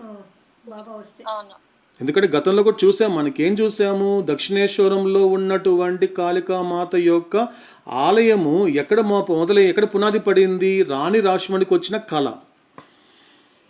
రాణి రాష్ట్రానికి కళ వచ్చింది. ఎందుకంటే అంత ఆలయం ఎలా వచ్చింది? దక్షిణేశ్వరంలో కాళికామాత ఆలయం కట్టించాలనేటువంటి ఆ యొక్క స్మరణ, ఆ యొక్క స్ఫూర్తి ఎలా వచ్చింది ఎవరికి? రాణి రాష్ట్రమణి దేవికి. అంటే ఆవిడకి వచ్చిన కళ, అంటే ఆవిడ కళగా తీసిపెట్టలేదు, పక్కన ఆవిడ తీసిపెట్టలేదు, స్పష్టంగా కనిపించింది ఆవిడకి. ఎవరికి? రాణి రాష్ట్రమణి దేవికి. దాన్ని కళ అనగలమా? దాని విజన్ అంటాం. కాళికామాత అంటే రాణి రాష్ట్రమణి ఎవరు అంటే తనది ఒక సాధారణ ఆత్మ కాదు, తన ఫ్యూజ్ సోల్ ఆవిడ, కొద్ది ఆత్మ ఆవిడ. ఫ్యూజ్ సోల్ అంటే ఆ స్టేజ్లో ఉంది ఆవిడ, రాణి రాష్ట్రమణి దేవి. ఎందుకంటే ఇద్దరిని చూసింది ఆవిడ. ఒకరు ఎవరిని కూడా దక్షిణేశ్వరంలో ఉన్నటువంటి చోటులో, ఆ చోటులోనే అలానే పలానా ప్లేస్లోనే నాకు ఆలయం కట్టించు రాణి అని చెప్పింది ఎవరు? కాళికామాత. దానితో పాటు ఇక్కడికి నా బిడ్డ వస్తాడు, ఒకడు వస్తాడు, ఒక మహాపురుషుడు రాబోతున్నాడు అనేది కూడా చూసింది ఆవిడ. అంటే కాళికామాతని స్పష్టంగా చూసిందే కానీ అక్కడికి వచ్చినటువంటి రాబోయేటువంటి ఆ రామకృష్ణ పరమహంసని మాత్రం స్పష్టంగా చూడలేకపోయింది. ఏం కనిపించింది ఆవిడకి ఆ విజన్లో? ఆడున్నటువంటి నది కనిపించింది. ఆ నది ఒడ్డున కూర్చొని అటుపక్కు తిరిగినటువంటి ఒక పురుషుని చూసింది. ఒక ధోతి కట్టుకొని, ఒక వైట్ అండ్ వైట్ డ్రెస్ వేసుకొని, ఒక ధోతితో కట్టుకుని ఒక వ్యక్తిని చూశాను అని ఆవిడే చెప్పారు. తర్వాత కాలంలో తెలిసింది ఆవిడ ఎవరో కాదు, అదే వస్త్రంతో కనిపించాడు రామకృష్ణ పరమహంస అనేటువంటి గదాదాయి. కాబట్టి ఇది గుర్తుపెట్టుకోవాలి. కాబట్టి మోస్ట్ సోల్కి వచ్చేది స్వప్నమే. సమ్ సోల్కి మాత్రము వాళ్ళకి అసలు ఫ్యూ సోల్కి రాదు, సమ్ సోల్కి తగ్గుతుంది. రాదని చెప్పడానికి లేదు, తగ్గుతుంది వాళ్ళకి. అలాంటి స్వప్నాలు ప్రపంచానికి సంబంధించిన స్వప్నాలు రావు వాళ్ళకి. ఎలాంటిది వస్తుంది సమ్ సోల్కి వచ్చేటువంటి స్వప్నాలు? అది పాక్షికమైన స్వప్నము, పాక్షికమైన విజన్ ఉంటుంది వాళ్ళకి. ఎవరికి? సమ్ సోల్కి. ఇది బాగా అర్థం చేసుకోవాలి. పార్షియల్గా ఉంటుంది వాళ్ళకి. సమ్ సోల్ వెళ్ళిపోయిన తర్వాత వాళ్ళకి పాక్షికంగా ఉంటుంది. ఏబీసీలని మోస్ట్ సోల్గా ఉన్నప్పుడు 100% డ్రీమ్గా వచ్చిన వాళ్ళు సమ్ సోల్కి వెళ్ళేసరికి 50% అయ్యారు. ఇంకా 50% ఏమొస్తుంది? తన గురువు కానీ, గురువు చెప్పిన జీవితం కానీ, గురువు చెప్పిన మాట వాళ్ళు పడుకున్నా కూడా. ఫర్ ఎగ్జాంపుల్ తోటకాచార్య, మీ అందరూ తెలిసింది. తోటకాచార్య మనం అబ్జర్వ్ చేస్తే కూడా ఎంత తపన అతనికి ఒక సమ్ సోల్. ఆది శంకరాచార్య యొక్క శిష్యులు, 4 శిష్యుల్లో ఒకడు. అతని పేరు, ముందు పేరు మీ అందరూ తెలిసింది. ఏం పేరు గుర్తుందని మీకు? గిరి. అతని పేరు గిరి. గిరికున్నది ఏంటి? ఎందుకంటే ఇంతవరకే సురేశ్వరాచార్య వచ్చేసాడు, పద్మపాదుడు ఉన్నాడు, హస్తమాలకులు ఉన్నారు. ఇంకా అతను పూర్తిగా తయారవ్వనిది గిరి ఒక్కడే. గిరికి ఎలా ఉండేది? నిద్రపోతున్నా కూడా నిద్రపోయేవాడు కాదు. ఎందుకంటే నిద్రపోతున్నా కూడా, ఓ గురుదేవా నువ్వు చెప్పిన మాటలు నాకు ఇంకా పూర్తిగా అర్థం కాలేదు, నేను ఈ జన్మలో నీకు పనికొస్తానా అనేది కలలో కూడా అదే అనుకుంటున్నాడు. అబ్జర్వ్ చేస్తే ఒకసారి ఆ సీరియల్ చూస్తే కూడా పడుకున్నా కూడా, పక్కన సురేశ్వరాచార్య పడుకున్నాడు, ఇటు పక్క చూసి పద్మపాదుడు పడుకున్నా కూడా ఆ గిరికి తపన ఏంటి? నిద్రపోతున్నాడు, కలగంటున్నా కూడా, ఓ గురుదేవా నువ్వు చెప్పే మాటలు నాకు అర్థం కావటం లేదు, నాకు ఎలా ఉంటుంది, నా జీవితం ఎలా గడిచిపోతుందా, మీకు ఉపయోగపడగలనా అనేటువంటిది. అంటే ఒక సంసోలుగా ఉన్నాడు ఎవరు? గిరి. కానీ ఎప్పుడైతే అంత తప్పించేవాడు ఎప్పుడైతే ఫ్యూసోల్ అయ్యాడు, ఎప్పుడైతే తోటక అంటే అష్టకం, అదే తోటకాష్టకంలో 8 పద్యాలు చెప్పాడు, 8 శ్లోకాలు చెప్పాడు కాబట్టి ఆయనకు ఆ పేరు పెట్టాడు ఆదిశంకర తోటకాచార్య అని. మనం చూస్తే ఒకసారి తీసుకోవచ్చు. కాబట్టి అతనికి ఉన్నది విజన్ మాత్రమే, డ్రీమ్ లేదు. ఎవరికి? తోటకాచార్యకి, గిరికి తీసుకున్నప్పుడు. కాబట్టి నువ్వు అడిగిన దానికి అలా కళలు ఎందుకు వస్తాయి అంటే, మొదటి ఆన్సర్ ఏంటి, క్లారిఫికేషన్ ఏంటి అంటే మీనాక్షి, అది సంస్కారాలు బట్టి ఉంటుంది ముఖ్యంగా. కాబట్టి డ్రీమ్ అంటేనే మోస్ట్ సోల్కి సంబంధించింది. కలగంటున్నాడు అంటే నేను డాక్టర్ అవ్వాలనుకుంటున్నానండి, ఇంజనీర్ అవ్వాలని కలగంటున్నానండి అంటే డ్రీమే అంటాడు, ఆ మాట చెప్తాడు. అంటే అర్థం ఏంటి? అతను అవ్వచ్చు, అవ్వకపోవచ్చు, అది భవిష్యత్తుకి సంబంధించింది. ఎందుకంటే నువ్వు ఇప్పుడు గతంలో జరిగిన దానిని, ప్రస్తుతం జరుగుతున్న దానిని, భవిష్యత్తుని గనుక, ఈ మూడిటిని గనుక నువ్వు స్వప్నంగా చూడగలిగితే తప్ప నువ్వు గనుడు కాలేవు. అంటే ఆధ్యాత్మికమైన పురోగతి ఎప్పుడు వస్తుంది? నువ్వు గతంలో గడిపిన జీవితము, గడుపుతున్న జీవితము, గడపబోయే జీవితాన్ని అన్నిటినీ కూడా నువ్వు ఎలా చూడాలి? కలగానే చూడాలి. కాబట్టి ఇక్కడ ఏమైపోతుంది? కాబట్టి డ్రీమ్ అంటేనే అర్థం ఏంటి అన్నప్పుడు పూర్తిగా గ్రాస్ బాడీ అసోసియేషన్లో ఉంటాడు కాబట్టి అతనికి డ్రీమ్స్ వస్తుంది. కాబట్టి జాగృత అవస్థలో వాళ్ళే కనబడి మళ్ళీ కలలో వాళ్ళు కనబడుతున్నారంటే కాస్త జాగ్రత్త పడమన్నాడు అవుతాడు. ఎందుకంటే సంస్కారాలు బాగా బలపడుతోంది. ఎందుకంటే కళ్ళు తెరిచి జాగృత అవస్థలో ఉన్నంత వరకే నువ్వు కుటుంబము, ఈ ప్రపంచం సర్వస్వం అనుకుంటున్నావు కదా. మళ్ళీ వాళ్ళందరూ కూడా కట్టగట్టుకొని నీకు కళ్ళ వచ్చారు అంటే అక్కడ అసోసియేషన్ అనేది ఎంత బలపడుతుందో కాస్త జాగ్రత్త పడండి అని అడుగుతాడు. బాగా జాగ్రత్త పడాలి. ఎందుకంటే అందరికీ కూడా జనక మహారాజులాగా గురువు దగ్గరికి పరిగెత్తలేరు అందరూ కూడా. నాకు యాచకుడుగా వచ్చానంటే ఏమనిపిస్తోంది? ఒక సంపన్నుడికి తనను తాను ఒక దరిద్రుడిగా, ఒక దారిద్ర్యం అనుభవించే వాళ్ళ కల వస్తే ఏమనుకుంటాడు? సాధారణంగా అండి, సాధారణ సంపన్నుడు ఏం చేస్తాడంటే అది ఒక బ్యాడ్ డ్రీమ్ అండి, చెడ్డ కళ అండి, అది మర్చిపోయానండి అంటాడే తప్ప జనక మహారాజులకు సీరియస్గా తీసుకోడు. ఎందుకంటే నాకు తెలియకుండా ఒక స్థితి అనేది నాలో ఏర్పడింది అంటే అది నాకు సంబంధించింది. అంటే ఇప్పుడున్న సంపదన పోయి, ఓ జనక మహారాజా రేపు నువ్వు యాచకుడు అయిపోతావు అనేటువంటి సంస్కారాలు భయపెట్టినా కూడా దాన్ని కూడా భయపడకుండా ఉన్నటువంటి వాస్తవం తెలుసుకున్నాడు గురువు దగ్గరికి వెళ్ళి. ఇలా అందరికీ సాధ్యపడుతుందా? అందరికీ సాధ్యపడదు. అందుకే అతని జనక మహారాజు అందుకే విదేహ ముక్తుడయ్యాడు, బతికుండగానే ముక్తి సంపాదించాడు. కాబట్టి ఇలా తీసుకోవచ్చు అరుణ, మీనాక్షి. విదేహముక్తుడు. కాబట్టి కళ అనేటువంటిది మాత్రం కళ 100% వస్తుంది అరుణ మనకి, మీనాక్షి. కానీ 100% మాత్రము కళ అనేటువంటిది మాత్రం మోస్ట్ సోల్గా ఉన్నప్పుడు నీకు కళ అనేది వస్తుంది. అది కూడా దేనికి సంబంధించింది? ఒకటి స్థూల శరీరం యొక్క ఎరుకతో కూడిన వాళ్ళు వస్తారు, లేకపోతే స్థూల ప్రపంచం యొక్క అనుభవంలో ఉన్న వాళ్ళు, ఇద్దరు కూడా కాంబినేషన్లో నీ కళలో వస్తారు. ఎటువంటి డౌట్ లేదని చెప్పాడు అవుతాడు. ఇస్తుంది. వాళ్ళు కూడాను అస్పష్టంగా ఉంటుంది అని చెప్పినారు కదా సార్. ఏదండి? అది కూడాను ఆ, అంటే సూక్ష్మ శరీరపు ఎరుక, సూక్ష్మ ప్రపంచం యొక్క అనుభవం అనుభవం అనుభవం. అది కూడాను అస్పష్టంగానే ఉంటుంది అని చెప్పినారు సార్. అవును, అవునండి, ఉంటుంది వాళ్ళకి. చెప్పారు. తర్వాత ఏం చెప్పినారంటే ఇది ఈ అవస్థాత్రయము పూర్తిగా ఈ భ్రాంతి ఆధీనంలోనే కదా సార్ ఉండేది. 100% ఖచ్చితంగా అండి, అవును, 100%.